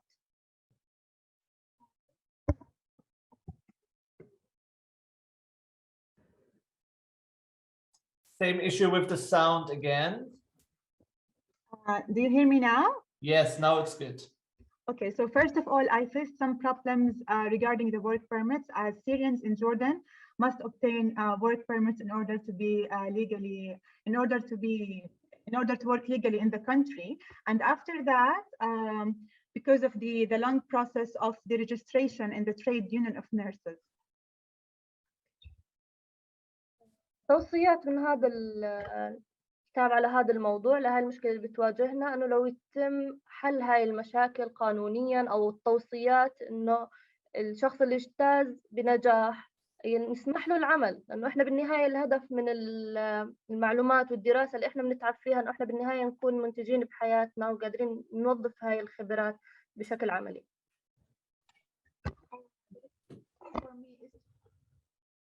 Same question. Can you hear me now? Yes, I don't know how you do it. It's yes, now it's better. Oh, so the recommendation for me is to overcome all the bureaucratic process of Syrian people who want to work legally in the country, because all of these laws, the work permit issue a lot of time. Please say that again, and do. I think you're somehow on the microphone at the moment with your hands or something. This is. So is it clear now, my voice? Yes, it's much better now. So the recommendation for Ayat is to try as much as we can to overcome all the bureaucratic process for the Syrian people who want to work legally in the country. Okay, thank you. That's a very clear message. And we might go now for Luai, and then I would like to go to a next round of questions. Thank you. I'd like just to add to the recommendation. I think one of the most important things for the fresh graduates is to change their mindset. Unfortunately, some new graduates might think that they learned all the skills required for the market while they are studying at university. But unfortunately, there is a gap between what the universities provide and what the job market needs. And many students might mistakenly think that once they graduate, that their journey of learning is over. So I think it's very important for the fresh graduates to know that there's a lot of skills the job market needs, and they have to really work on those skills. Some of them were mentioned by my colleague Diana. I'd like also to stress the importance of providing opportunities for masters and PhD. And even in my context, the opportunities for masters are very, very few. So I really urge the donors and also the other organizations who provide scholarship to consider the master degree program. In my context, I think only very few of them are provided. And until now, there are no opportunity for masters, let alone for the PhD. So it will be urgent, I think, or it's very essential for the new graduates to think that there are skills needed. When they graduate, it's not the end of the learning, but rather it's the beginning of understanding what the market needs and learning those skills. I'd just like to point out to the recent establishment of the EU network for alumni and young professionals. I think they have been tackling some of these issues. So I think it will be also important for the fresh graduates probably to keep an eye on the network and probably benefit from the opportunity that it provides. Thank you. Thank you very much. Also for adding another layer of recommendations to possible future programming. It was already mentioned by Diana that PhD or doctoral studies are part of the higher education pathway. Master degrees are, of course, as well. And I think indirectly you touched upon also the question on what type of skills the labor market expects, and maybe also the question then, does the higher education degree program provide sufficient input and possibilities to train these skills that are needed? Now, we have about 6 more minutes in our session. So I would like to suggest to you that we now go to a closing round, and Mahmoud, Johan, already have your hands up, and I will give you the floor immediately. My final question to all of you would be, looking into the future, your aspirations, what are your concerns, your hopes? What would you like to achieve in the next years to come? And yeah, that's maybe just a nice way to finish off this session. Starting with you, Mahmoud. Thank you. I tried to participate, but I was not able to find the bottom of raising hand, so I'm sorry. About the work side, I can't say too much because I don't work right now. I tried so much to get a job opportunity, but you know the circumstances here in Jordan are too critical, so we can't, especially in the social sciences, we can't graduate and find an easy opportunity. So about the future, I'm learning now the German language, and I try to get a PhD scholarship or PhD opportunity, or any way to complete my study in Germany. From my childhood, I dreamed of completing my higher education in Heidelberg University, which is the one of those greatest universities around the world. So this is my future goal. I try right now to develop my English language and to develop my German language to get to this opportunity. And thank you. Thank you, and thank you. And I would have come to you anyhow, but I'm glad that you also found the hand button now so that we could hear from you. And you're absolutely right, and we've heard it from previous speakers before. The aspect of language learning is probably one of the most crucial elements of a successful educational pathway, in terms of learning the language of your host country, of learning the language of the country you would like to go to for further education. Now, we haven't heard from Juman on the aspect of recommendations, but maybe we can also finish up with asking her the question on what your aspirations, concerns for the future are, and then we will go to Abdulrahman. So Juman. Yes. Actually, the academic certificate like bachelor, master, PhD degree are important, but they are just a key to take any position or any job. If we don't have any job skills, we would have less opportunity to find a meaningful job. And here we can see the role of Spark on the Arabic Youth by developing our skills. So I am now working on developing my job skills and developing my languages and attending nutrition courses, online nutrition courses, to have my own nutrition clinic in future, inshallah. Thank you very much for sharing this with us. And then we go to Abdulrahman for your future plans. Let me just emphasize what my colleagues have just said. Before in the past, if someone had only one skill, they could just work fine and have a normal life. But right now, it's not enough. People need to gain new skills. If they are working, they need to learn something new while working. If they are studying, they need to work at the same time to gain experience. Maybe they could learn new languages, gain new skills, entrepreneurship, other things, programming, whatever they want. Because right now let's say all people have to gain several skills at the same time in order to compete in the market. Otherwise, they will have smaller chances of getting to their goals. That's all I think. Thank you. The importance of skills and skills training is definitely something that also we should take note of for further programming indeed. So Ayat, I would like to ask you also what your future plans, your aspirations, your concerns are, please. المرحلة اللي أنا وصلت لها ممكن أنا بحلم إني بكمل لمرحلة الدكتوراه، بس أنا عندي قناعة باللي أنا وصلت له. حلمي إنه غيري بيقدر يوصل أقلها لدرجة البكالوريوس. الناس اللي حوالي، الناس اللي تعليمها توقف، لأنه أنا جربت هذا الشعور، تعليمي توقف لفترة. Again, please turn the laptop or the tablet, whatever you're using. Okay. There you are.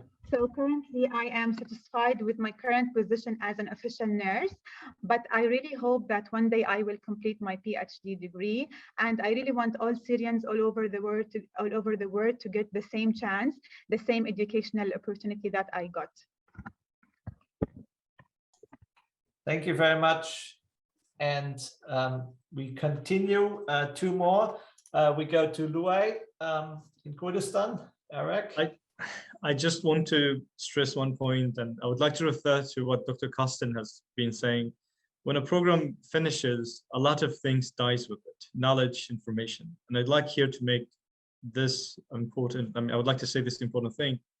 When you disconnect graduates of those programs from the rest of the world, also you let a lot of knowledge, experiences, and contribution to die with it. I'd like to stress the fact it's really important to give opportunities for the graduates of those programs to connect through the world through exchange programs or through other opportunities in order to share our experiences and also learn from other communities that have been facing those challenges. So I think this is probably a suggestion that I hope that HOPES, SPARK, and Syria will hopefully be capable to provide. And another concern that I have is that there's a shift to focus only on finding people jobs, which is really, really important. But I guess we should not forget also the importance of academia, that those people that are getting those benefits will become future leaders for the community if once the situation gets better.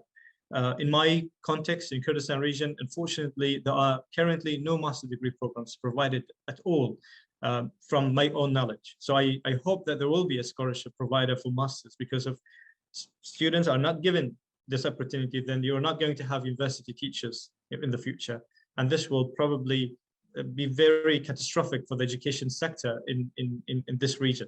So I really hope that there will be focus both in work-related programs, but also in the academic-related program in order to prepare the future generation for academics. Thank you. Thank you very much. And also thank you for highlighting and emphasizing the importance of, well, skills for life, so to say, and skills for academia as part of the overall skills discussion. So finally, Diana, you have the last word in this round in session 2, please. Yeah, I would like to add some concerns for the future. One of these concerns is the increase of the unemployment. You can see that there is a lot of unemployment, especially with the COVID pandemic, where a lot of companies are reducing the offers and decreasing the recruitment of graduates. And another concern is the decrease in the scientific interest with time, by which the community is going to switch to other things other than science. I would like to end up by pushing my colleagues, students, and every person to try his best to leave behind a print for the next generation. Thank you very much, and it was a pleasure to be a part of this discussion. Thank you very much. The privilege was all mine and with the audience for being able to listen to your experiences, to hear your ideas and recommendations. They will be definitely taken into account. I do not think, Dima, that there are further questions from the audience posted in the chat. I managed to integrate some of them into my own questions. If there are further, this would be the moment to intervene. Otherwise, I would say we would take our break. But Dima, please.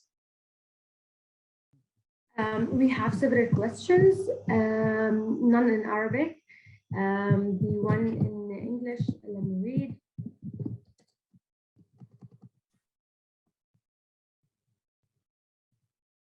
Okay, I don't hear you anymore, Dima, but maybe the questions that were posed can also be answered in a different way and setting, because I think there seems to be an issue with hearing you, Dima. Okay, so you hear me now? Yes, but also with the timing, of course, there's a slight issue there. Yeah, but, so maybe maybe if you could pick one question from the chat that you would like to ask, then we can have one more question. Okay, I think that there's one question from Marion Kruger, and that was to the students. What would be the recommendation of the students to those who are currently in secondary education? What would be their advice so that they will also be qualified for a scholarship? Okay, so a very concise question on the topic of advice, how to obtain a scholarship. We've already heard from you hard work and language learning and other skills that matter, but maybe if anyone from around here has something to add that would give you a very practical advice on how to obtain a scholarship, please share that with us now. Diana. Yeah, I would like to advise students applying for scholarships to, yeah. My advice is to focus on writing a good CV and cover letter, because recruiters have an eye on these two documents, and you can express yourself freely and they can know whether you are qualified or not. Also, academic grades are very important, so that every student applying for a scholarship should be a hard worker to deserve the scholarship. Thank you very much for this very concise piece of advice. And indeed, CVs and cover letters are very, very important, and they remain important for further employment every step of a time. So Mahmoud, last word now from you, and then we go into the break. Thank you. I would like to say to them, when I was your age, I have a pessimistic vision about the scholarships in general. But when I access and apply to a scholarship, when I develop my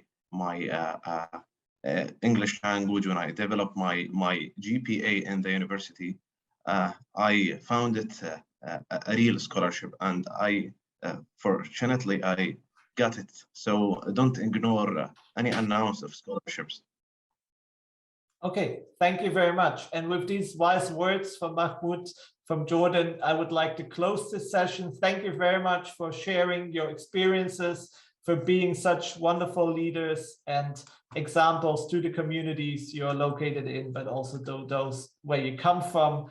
It's been a privilege, and I look forward to hearing about your success stories in the near future in other channels, and maybe one day live wherever you are. Thank you very much. And we will now take a short break and adjust the time schedule very roughly, and we will be back at noon, 12 o'clock Central European time, 1 o'clock Middle East. Thank you very much. So here we are again, last session as promised. We will start at noon Central European time with the third session, an expert discussion on exploring the priorities and recommendations for future interventions.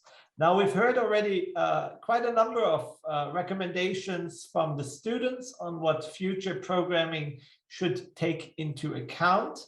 But maybe it's also worthwhile to take a step back and and look at the bigger picture of how higher education in emergency situations can be supported. And we will try to do so by a short discussion with this distinguished panel. Again, I would like to mention that you can ask questions in the chat to the panelists, and at the end, I will ask my colleague Carsten to come up with the questions that were posted in the chat. But without much further ado, I would like to briefly introduce to you the 4 panelists here today. Let me start with Nora Stell. Nora, I hope you are here. She has a PhD in conflict studies and human rights from Utrecht University, and currently an assistant professor at the Center for International Conflict Analysis and Management at the Radboud University in Nijmegen in the Netherlands. She's very interested in conducting research on epistemic politics of authority and legitimacy in conflict-affected settings, with a specific focus on the governance of forced displacement in the Middle East and specifically in Lebanon. So thank you very much, Nora, for being here with us today. Next, I would like to introduce to you Mr. Manuel Bouard from the, he's the Deputy Delegate for European and International Affairs at the French Ministry for Higher Education, Research and Innovation. And only since recently, September 2021, I see here, and formerly he was the Counselor for Cooperation Cultural Actions at the French Embassy in Belgrade and Director of the French Institute in Serbia for 2 years. Previously, he has also been managing academic mobility and cooperation aspects at the French Ministry of Foreign Affairs. And at the very beginning, he started his career with higher education as a Deputy General Director at University Paris 12, Paris 12 University. So, Manuel, welcome to this session. Then I would like to call upon Alauddin Al-Halouli. Sorry for, I'll try to do it next time better. He is the president of the German Jordanian University, a key institution in the projects that are being implemented in the Trust Fund.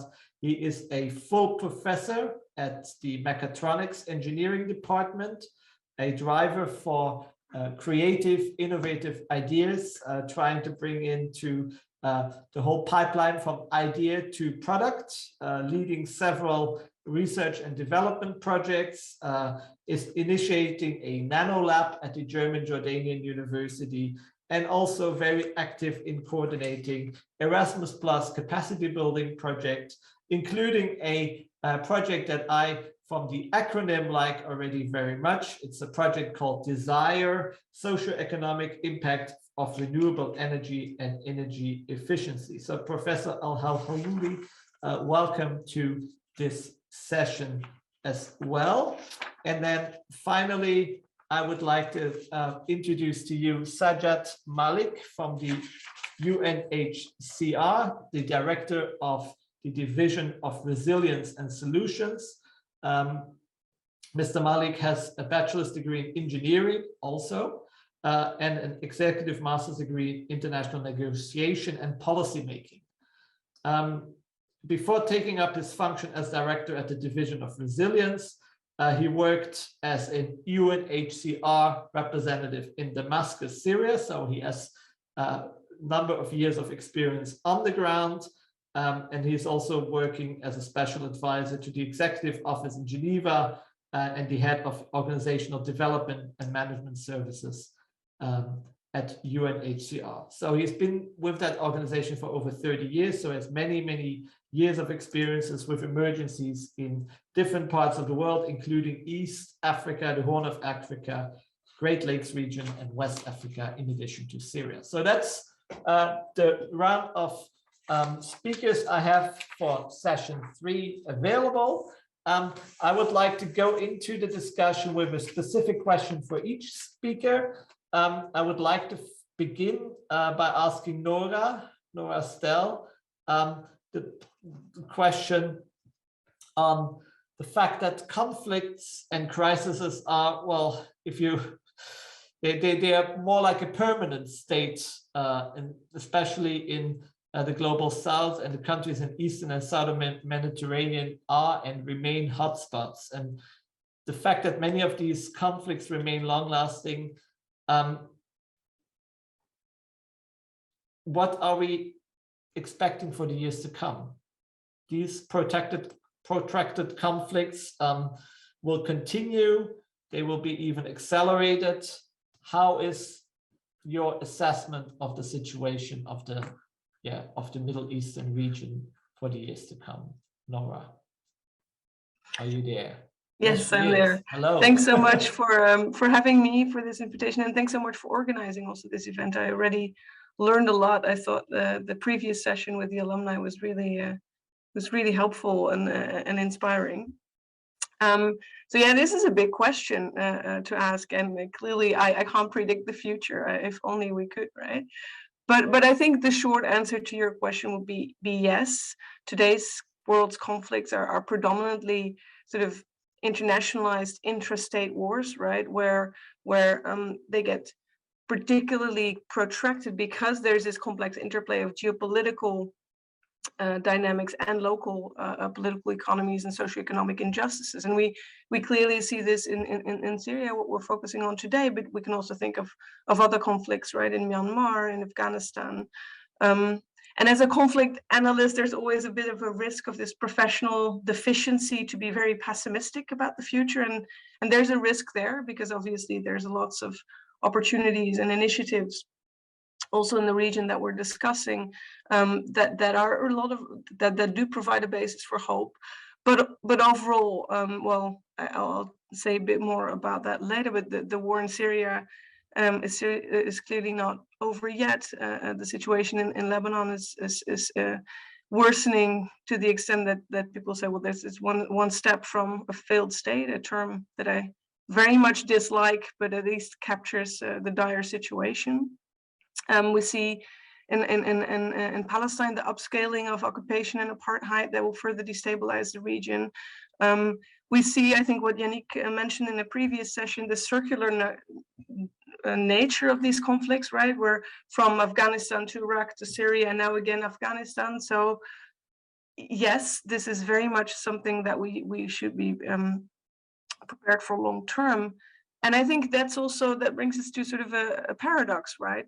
Because these crises and these conflicts tend to become protracted, they are in some sense also no longer emergencies in a way that we can and we should plan and prepare for them.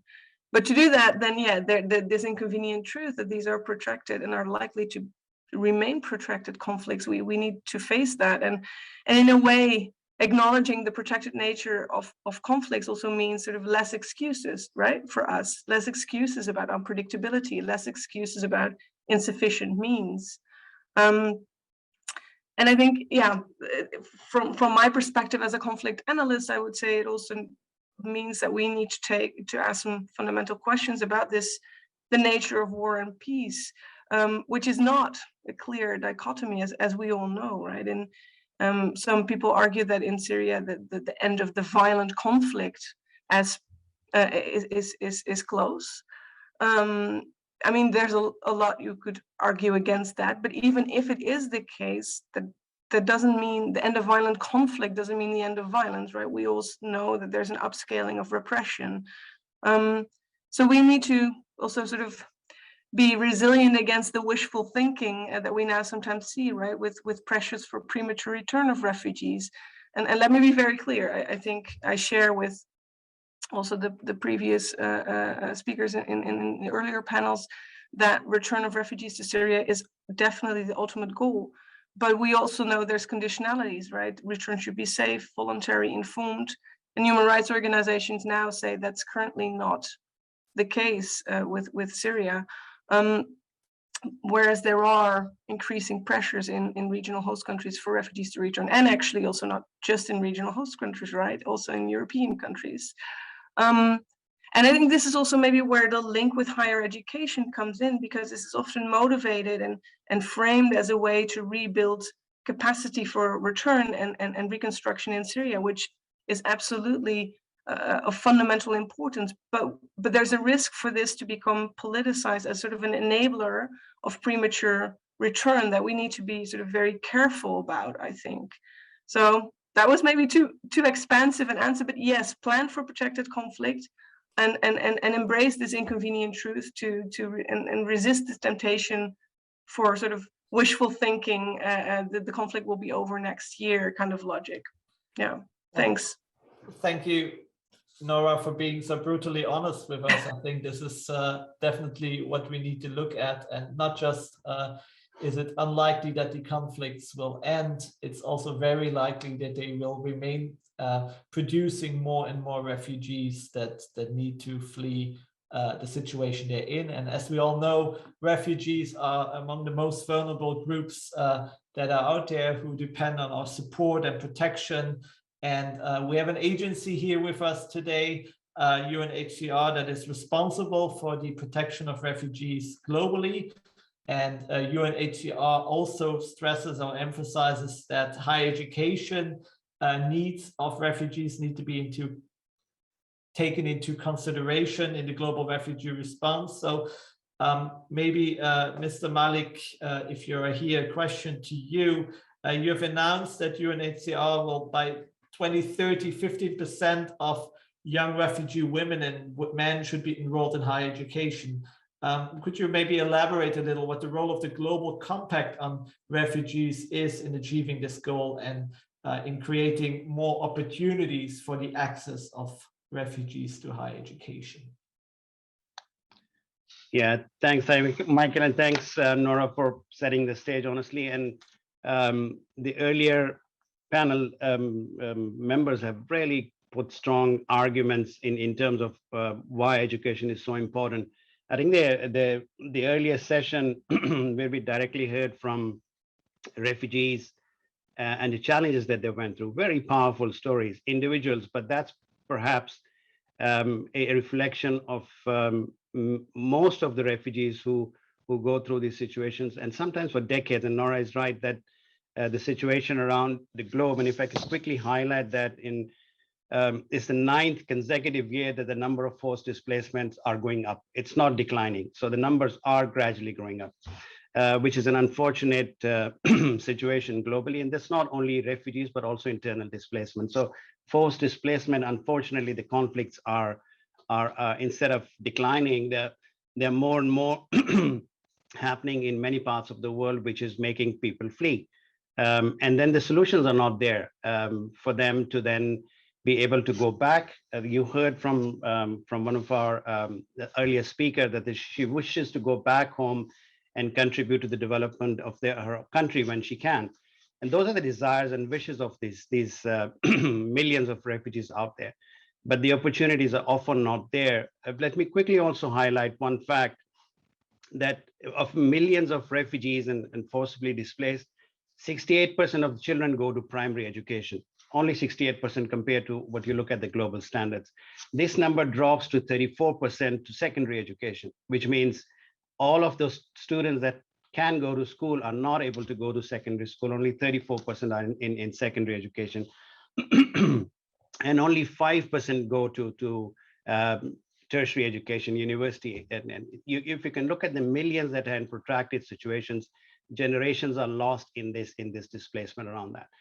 But let me just quickly acknowledge EU Madad Fund for their outstanding contributions. I think they've done tremendously a huge benefit to these countries, refugees in the region. Syrians have been there for many, many years. And it's really, once you go there and see how important education is for Syrians, has always been. But now they have lost, a lot of them have been in displacement, and they did not have the opportunities that they had. And the Madad Fund provided that massive opportunity for them to get education.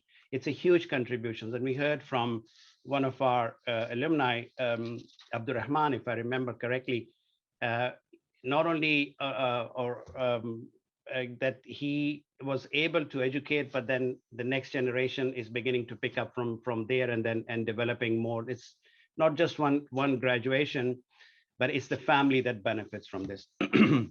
And I think we are doing great work with Madad Foundation, the Madad Fund, and a number of partners that are there. We're working in terms of advocacy. It's a huge contribution on that. Let me just quickly highlight the Global Compact on Refugees. We are not far from the high-level officials meeting, which is going to take place in a couple of weeks. But just quickly, the four main objectives of the Global Compact. One was to support for inclusive national education. All of them are linked to education. All four objectives are linked to education. Ease of burden and responsibility sharing is when we educate provided inclusive education systems. When children get educated, you hear from 6 of our alumni how they contributed to the communities that they're living in. That eases the burden on. Then when expanding access to education is also linked to right of work. We heard from our alumni that it's important that the right to work is there when self-reliance becomes very important. Unfortunately, 70% of the refugees are living in countries where right to access to work is very limited, which means even if they have education, the right is not there for them to have access to self-reliance. So that becomes an important aspect, that self-reliance is an important aspect of that. Then third country solutions, including access to education. We heard from colleagues in earlier panel discussion, but also from the alumni, that it's so important that you have to have third country pathways, not just the neighboring countries who are taking the huge burden of hosting refugees and giving access to education, but it's also third country options that provides the opportunity to that. And then lastly, which Nora also highlighted, is eventually when they return home, that they can contribute to the development and reconstruction of their communities, only when there's an opportunity for them to go back. But in the meantime, it's so much important that as they are in refugee situations, sometimes for decades, Syria, in your region right now that we're discussing, it's already in its 10th, 11th year of this crisis, which means students have been in neighboring countries in Jordan, Lebanon, Turkey, Egypt, Iraq, and then beyond in European countries, and perhaps all around the globe that they are scattered. It's already 10 years in this displacement. By the time they would be coming home, eventually one day, that's the wish of them to return home, that they'll be coming back skilled and educated to return back home around there. Now, very briefly on 15 by 30 objectives, I could quickly highlight that we are right now at 5% of tertiary education. And we want this number to go to 15% by 2030. It may look like a small number, but it's a huge jump in terms of looking at tens of thousands of refugee children getting education, tertiary education. And we are looking at meeting a number of challenges that students face. And you've heard a lot of them earlier on, but let me quickly highlight some of those. One is the difficulty in navigating application procedures in different countries, lack of identity documents, lack of the documents that they could travel out of country, because when they flee, they don't flee with everything that they have, like we prepare for our travel. They have to run and they have to save their lives. And when they cross the border, arrive there, often without documents, often without identities, but they need to get the education, and that process becomes very complicated. The second is, and we also heard, is insufficient language skills. Now, moving from Syria to Lebanon, Syria to Jordan, Arabic, yes, but when Syria to Turkey is a challenge in learning the language. We heard from Abdurrahman how he managed to learn language and how he got into that. That becomes very difficult to do that. Then often the fees for higher education, again, we heard they want to do masters, but they don't have resources. They have to do their jobs, but also then find some resources to get into universities. The third issue, which becomes important, is for them to also look after their families. It's to earn income and then be able to also save some money and also go for higher education. And young people to contribute to household finances is often the case. Not only young people, but I also find in many situations, younger children also cannot go to education because they have to meet the expenses of their families. And then in many places, even if they could have connected education, the connectivity becomes a major problem in those areas. I would just highlight that in these particular situations, in these kind of situations, women or girls suffer the most, right? It's you heard from also earlier in the alumni that it was Joman, I think she mentioned that she's a mother, she's a wife, and she's a student, and she has to look after all these competing priorities. We should not forget that it becomes extremely hard in terms of looking at that. So the next meeting, which is taking place of the Global Compact on Refugees in 2 weeks' time, we will be looking at all these challenges to see how best we support, how best we bring some of these arguments forward, that this education, especially primary, secondary, but also tertiary, becomes extremely important, and we need to continue working on that. Lastly, let me acknowledge the generosity of refugee hosting countries, especially around Syria, if you look at that. If that generosity was not there in Jordan, in Lebanon, in Turkey, in Egypt, Iraq, these children would not have been able to achieve what they've been achieving right now. So their generosity, that needs to be supported. It doesn't come without the burden that is put on them. That burden is extremely important to be shared, which we'll be discussing on that.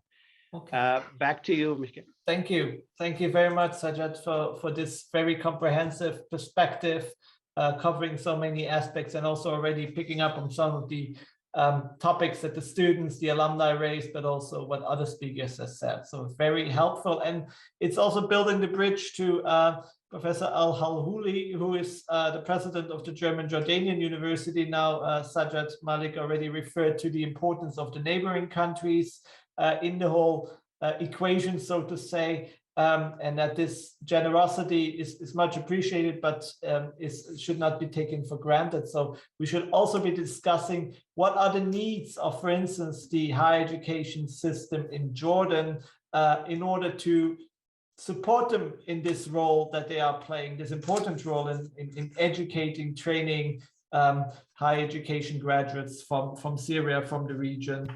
So what do you need as an institution, as a country, as a system to become more resilient and to face the challenges of the future in terms of higher education?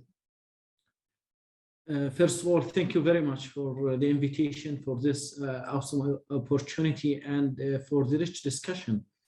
In the first line, I believe that us as a higher education academic institutions are responsible, regardless of the challenges and borders, to act to create opportunities through learning to all people, including refugees and underprivileged people in different also degree levels, as a diploma, as a bachelor, master, PhD. In addition, I think we should foster vocational training and innovation and entrepreneurship initiatives that are very necessary in the meantime.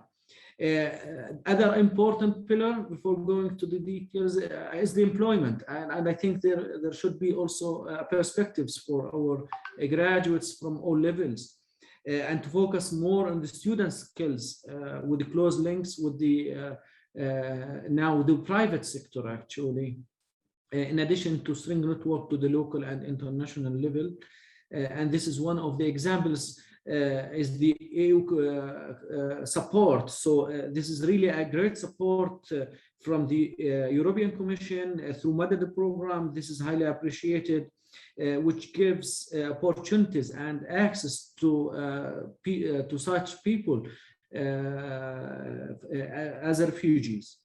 In addition, I think we should also, I can summarize that in points. One is building capacity in the higher education to be ready for the emergencies, because you know this is a hot region, not only in Syria, and there are others. So we should be ready with strategic plans that can be always implemented based on our experiences and capacities and support that is received, so it can be a sustainable system.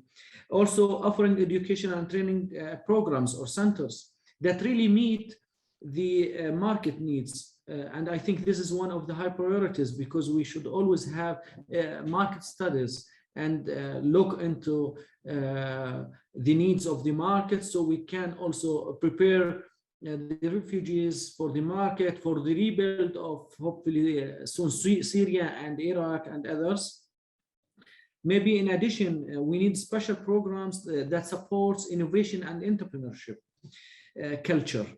As you know, there are many initiatives that needs to be supported. Much more activities are now conducted. And I believe that these initiatives in innovation and entrepreneurship are key drivers in today's world, not only in the region, to push for sustainable products, services, and technologies. And we all need also to make this available for refugees too. We need also, based on our experience, our joint collaborations, to build a public-private academic data center, for example, and we would love to host such a center that manages, stimulate, coordinate, report, and monitor on the data and the communication and reactions to emergencies towards the best utilization of the funded or developed programs and initiatives. And we have much data actually that can be collected, analyzed, and also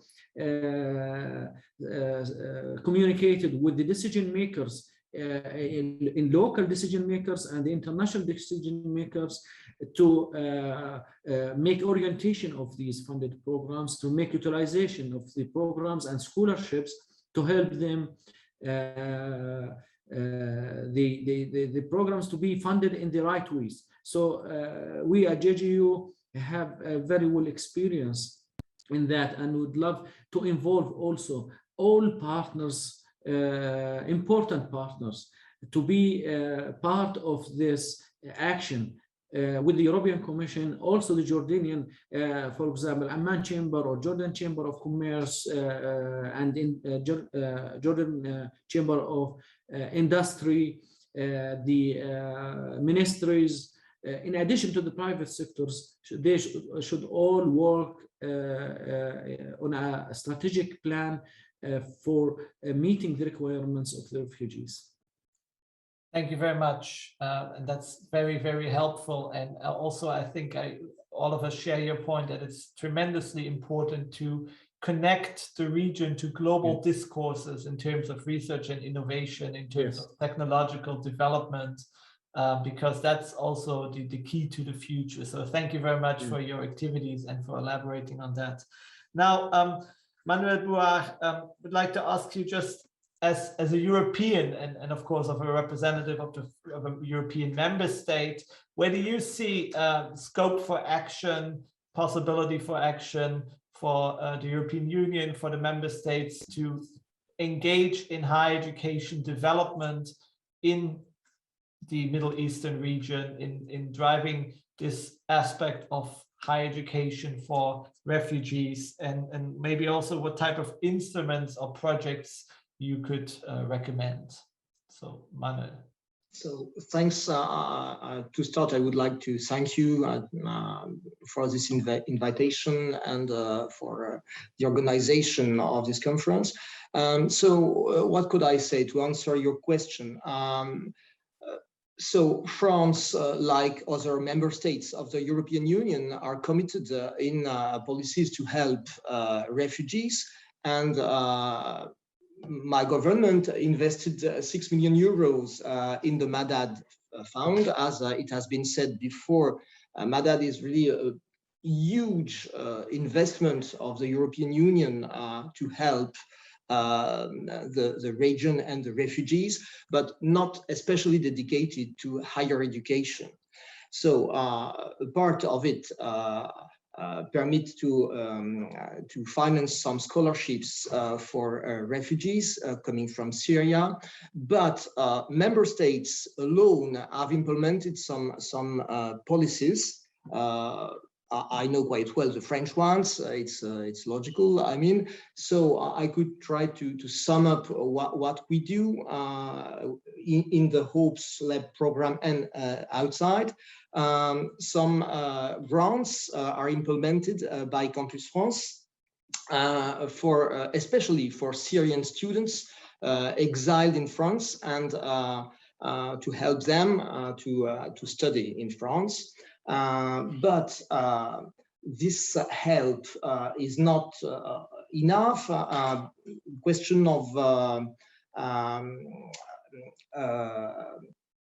Question of language skills is really important in that way, and so close to the scholarship program we have dedicated to Syrian refugees, we have decided to help and to achieve the program because the language barrier is often an important break for students coming from Syria and from crisis countries in crisis. So to face the problem, we have created some training courses dedicated to refugees. Often also in providing financial support to those who wish to continue their studies while developing skills in the French language. But what is also really important is to sustain, to help academics, so not only students, but researchers. And within the European Union program for migrants, asylum and integration, we have created in 2017 a program for researchers, and we have a big investment in this program. So I'm just looking at my notes, sorry. So yes, so it's maybe the most emblematic action currently carried out by the government for the academic staff coming from Syria and for the area of the Middle East. This support is increasing because the crises are still there, and 2.5 million are given every year to welcome refugee scientists and also artists in exile, and the Syrian ones are the main beneficiaries of that policy. And we have also tried to face the problems in the closer neighbors of Syria, creating some connected campuses. It's an experiment, and to give access to higher education for those students in Lebanon or Egypt, for instance, quite far away from university infrastructures. And so with these digital connected campuses, which is the third part of our policy, we have tried to offer some quality training and to help students to give some good conditions, working conditions, and support in higher education. But I could say that these policies, these French policies, have to be considered within the European policy and with the other policies of our with the other European members. It's important to coordinate, and what is clear nowadays is that we need better coordination, because a lot of initiatives are taken, but without an overview of what all the member states are doing for people in exile or people, for students. So I would say that we will have with our neighbors, European neighbors, to coordinate our policies. So between member states and also with the European Union policy itself. Yes. So thank you.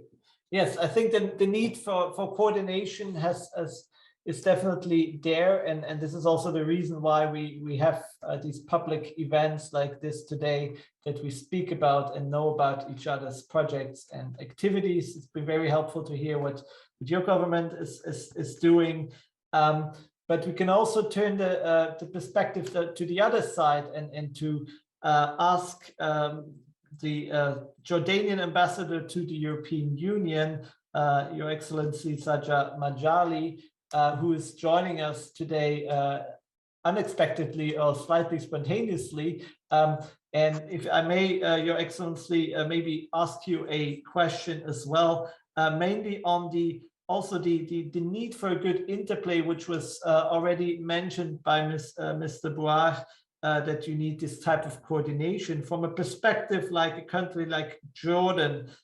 Where do you see the main need for international support, and how do you see Europe's role, and also possibly looking into the future? Thank you very much. Do you hear me?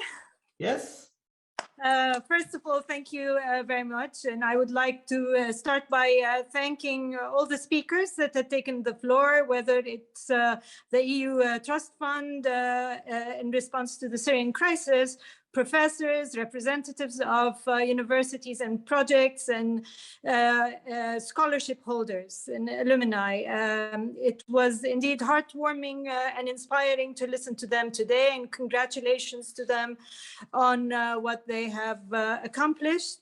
And today's event is actually an example of a successful intervention that would not have been possible had there not been good interplay between the different stakeholders.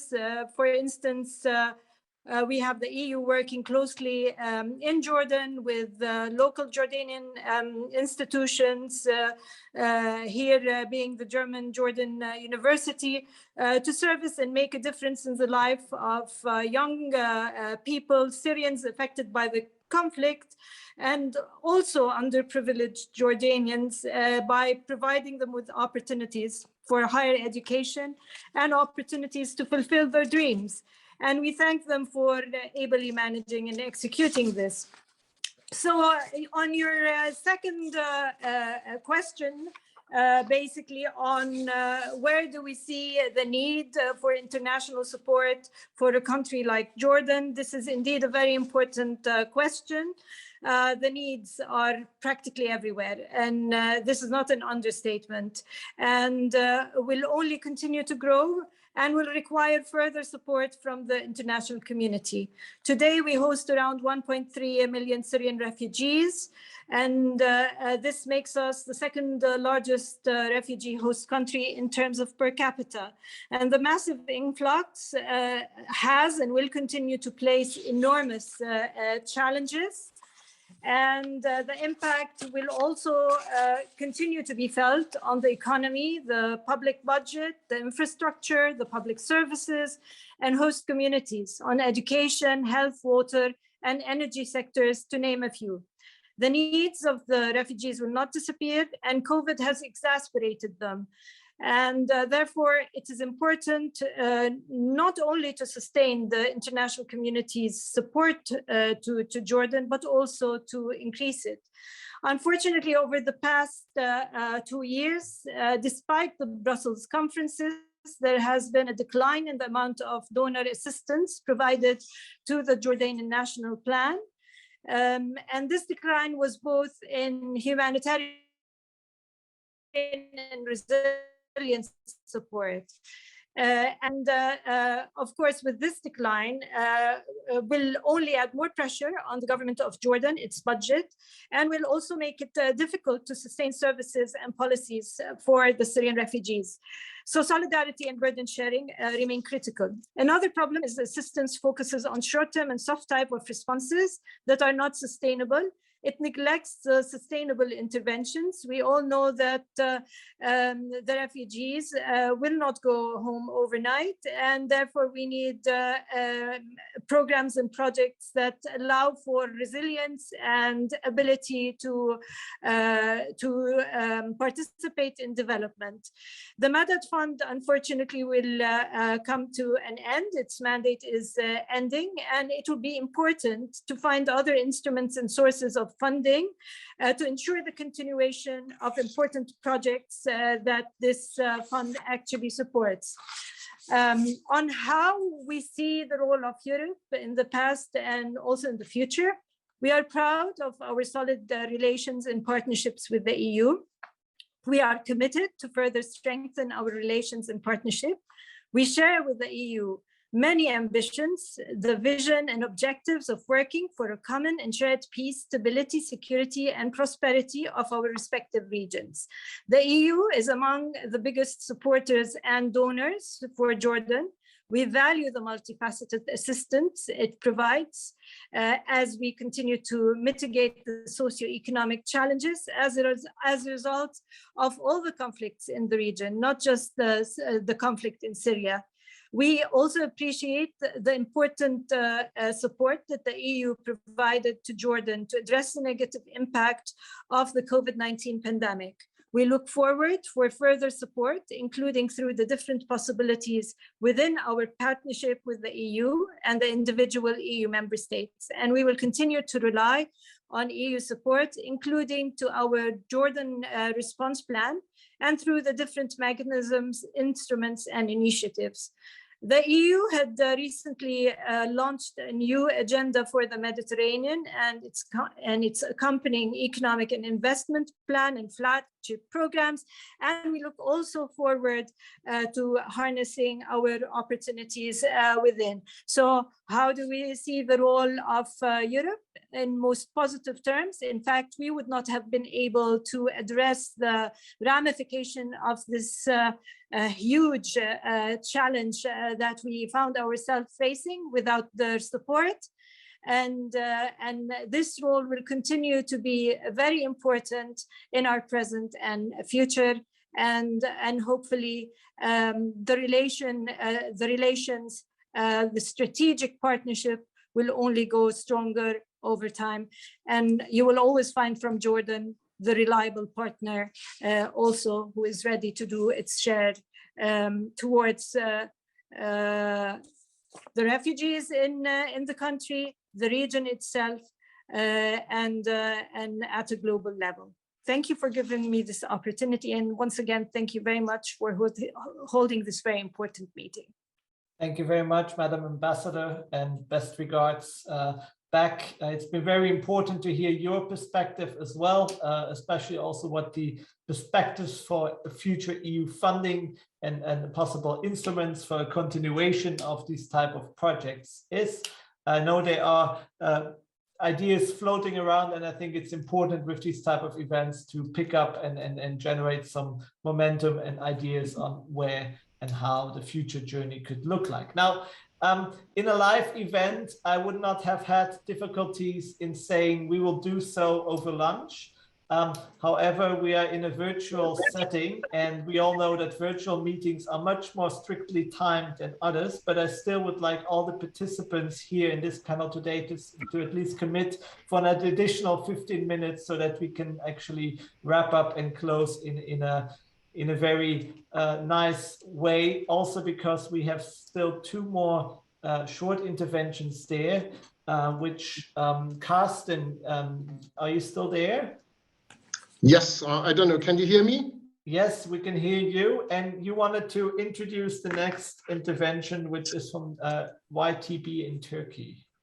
Yeah, so I was, first of all, I was following the chat, and obviously all speakers have been indeed not only very comprehensive, but also very, very clear, because there are nearly no questions, and the few we have been answered. There was, for example, one on the importance of technical training, but I think Mr. Al-Halhouli has already addressed this issue, that this is a very important part of providing education, so that also this kind of vocational training diploma, etc., is an important issue. But what we have received, and I'm very happy about this, we received a recorded message from our partners of YTB or YTB, from the president of YTB, Mr. Abdullah Eren. Those of you who might not be so well aware with the Turkish setting, YTB is the presidency for Turks abroad and related communities, and an institution with a lot of responsibilities. And amongst them is the management of the very, very big Turkey scholarship program. And this also Syrian students benefited in the thousands from this scholarship program. And institutions like HOPES, like SPARK, like UNHCR have for years cooperated with YTB in providing scholarships in Turkey. And I think about the importance of Turkey as a host country for refugees, I don't have to lose any words. I mean, we all know that there are more than 3.7 million Syrians alone, amongst others. So I hope that it will be technically possible to now screen the message we have received. It fits very well into the subject of host community and also international cooperation. Okay, let's try.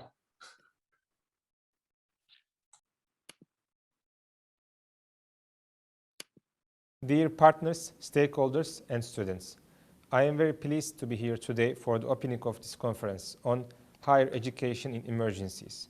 As the head of YTB, I want to talk about Turkey scholarships, and in particular our ongoing programs for Syrian students.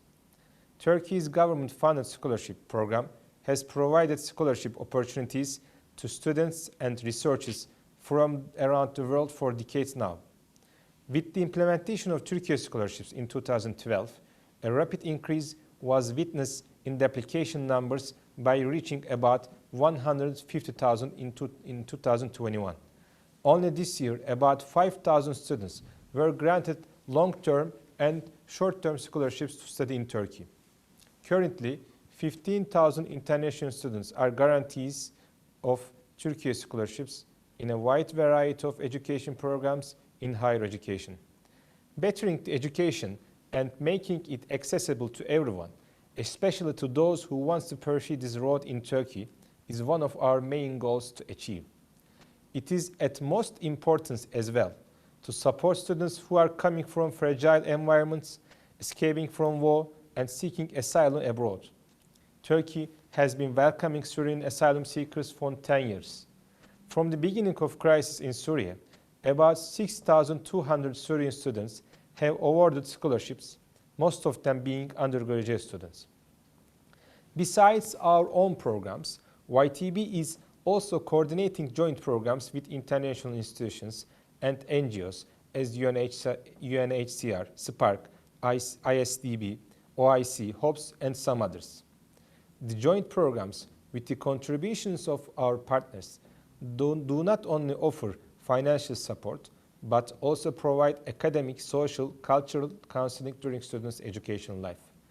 The supportive programs enhance students' academic experience, social orientation, and professional skills, helping them to gain a variety of skills to start their professional lives. Coming from the disadvantaged areas, what the scholarship can offer for those students is beyond your imagination. Yes, the number of Syrian students we are providing scholarship directly or indirectly is way bigger than any other institution working in the education sector. Yet, so much more students is in the search for support to continue their education. The mass need is still there, and unfortunately, it is growing day by day. It is true that we are putting our best efforts to support them, but we are still searching for new ways to make the higher education for everyone and looking forward for new partnerships to come. We are always searching new ways to improve our scholarship programs and extend our scope in different levels. And we believe our partners can be an important part of this process. I would like to thank you all again for attending this conference and for your continued cooperation to create opportunities for the students in need of emergent solutions. Thank you very much.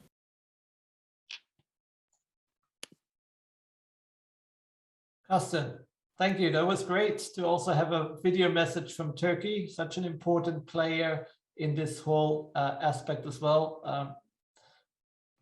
Any additional messages you would put across from the chat, or can I continue with the final words, which I would like to ask someone particular? No, as I said, obviously the statements have been very well perceived. There are no questions, and for the cooperation with YETEBE, I have already said a few words in the beginning, so you might proceed. Thank you. Okay, I will proceed. It's a pleasure, and it's been very insightful to listen to all of these different perspectives. I think the session turned out a bit different than I anticipated in the beginning, because the conversation, maybe also because of the virtual setting, was difficult, but I think all of the speakers were very good in a complementary fashion. So thank you very much for being in such a way and guiding us through the journey. We started off with Nora talking about the overall assessment of the situation, the political situation, and she did so in a very honest and a very direct way. And I would like to close this session also by asking Nora maybe to reflect a bit more on the interface you've heard now between education, conflicts, and the role maybe that higher education can play, because we've heard from all the speakers here, higher education is important, and yet it's often neglected as part of the answer to global challenges. And I think we all share a common aspiration that this has to change, and we all work very hard towards this goal, but maybe also on a very broad level reflection. Very short, Nora, what would you say on that interaction?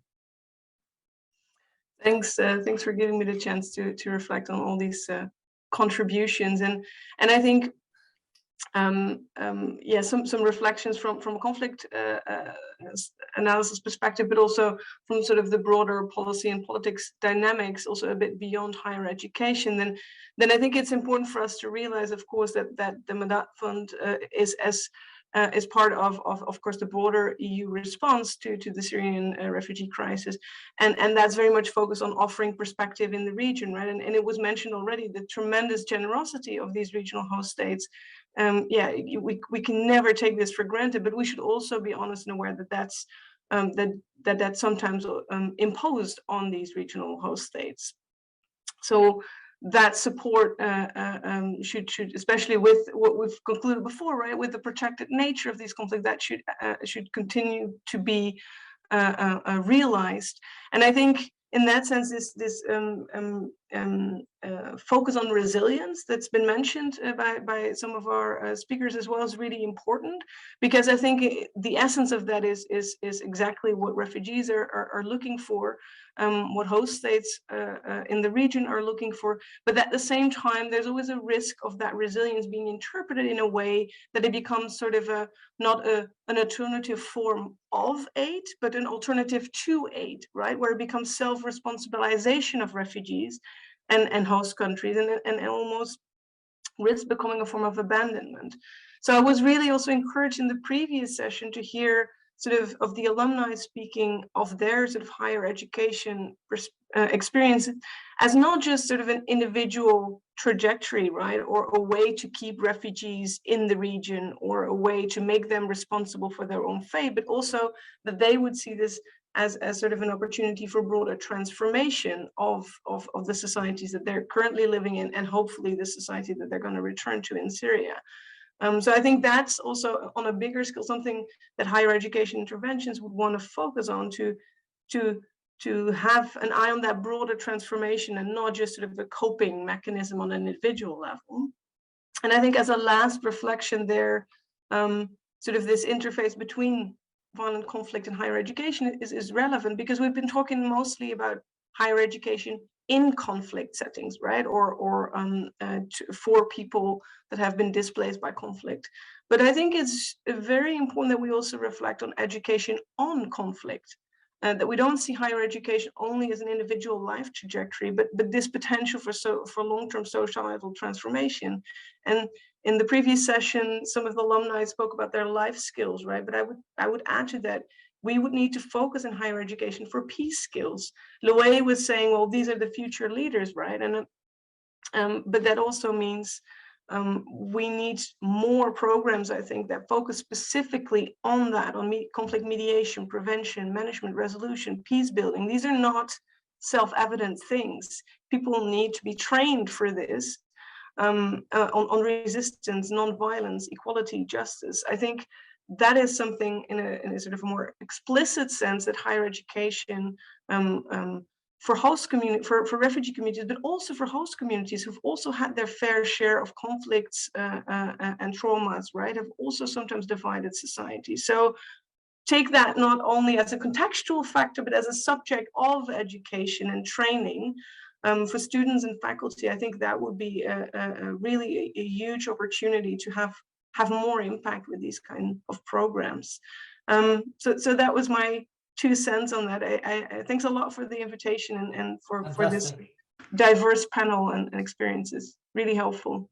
Fantastic, Nora, and thank you for touching upon these important elements. In fact, I just can quote from the chat where the Vice Rector of St. Joseph University of Beirut wrote something that completely relates to what you said, Nora. Thank you for a very stimulating session. The crisis in Lebanon worsened racism against Syrian refugees. It is very important to communicate more about the input of those projects for the Lebanese vulnerable youth. Thanks a lot for the speakers. I think this is an important aspect that what we've done today is also to communicate on the benefits that these type of projects, these programs have on local communities, what role they play. They cannot be seen in isolation from what is happening in the context where they operate in. They need to acknowledge the difficulties, but they also need to show that there are actually certain advantages or can be certain benefits attached to it. And I think that's very important. And on the aspect of skills, I noted down 3 messages that I got from this morning with all of you, which I would like to share in wrapping up. First of all, the aspect of skills in a most broadest sense. And you just added, Nora, the terms of peace skills or negotiation or reconciliation. I think this is something people need to learn and need to be capable of. Next to employability skills or skills for academia. So all of that needs to be provided in future projects, future activities, future programming. There needs to be future programming. I think that's also a very clear message we heard from the ambassador of Jordan and which we heard throughout the other speakers. Increase of support for higher education activities, not in replacement to aid, but in addition to and as a complementary measure, important for the development of a region, of a country. So that's important, and that we all learn from each other and that we feel there's a need that you need to coordinate activities in order to have impact. So these 3 messages I take home with me, and I would like to close this event by, first of all, of course, inviting you to continue the conversation, hopefully in a more physical surrounding next year in Brussels. Would be an ideal solution, an ideal venue to continue conversations on the importance of these type of projects. You're very welcome to do so. I'd like to thank all the speakers and the audience for this engagement today, for listening in from diverse regions of the world. I'd like to, of course, thank the organizing partners for their dedication and their spontaneousness in terms of replanning, rescheduling, being resilient themselves in terms of bringing in a virtual meeting now instead of a hybrid meeting that was planned before. And maybe a last announcement that the recording of this event will be available. You can download them, the materials, you can use them for further purposes. And they are, of course, the beginning of a conversation that needs to be taking place in a much more urgent manner than maybe what has been done before. So thank you very much to the speakers, Nora Stel, Al-Aldin Al-Halhouli, Manuel Bois, and Sajjad Malik, your ambassador of Jordan. Thank you for being here with us. To the whole audience. It's 1 o'clock Central European time. I promised you that we would do it till 1 o'clock. We managed. German timing to some extent persisting. Thank you. Thank you so much. Thank you so much. Have a good day. Have a good day.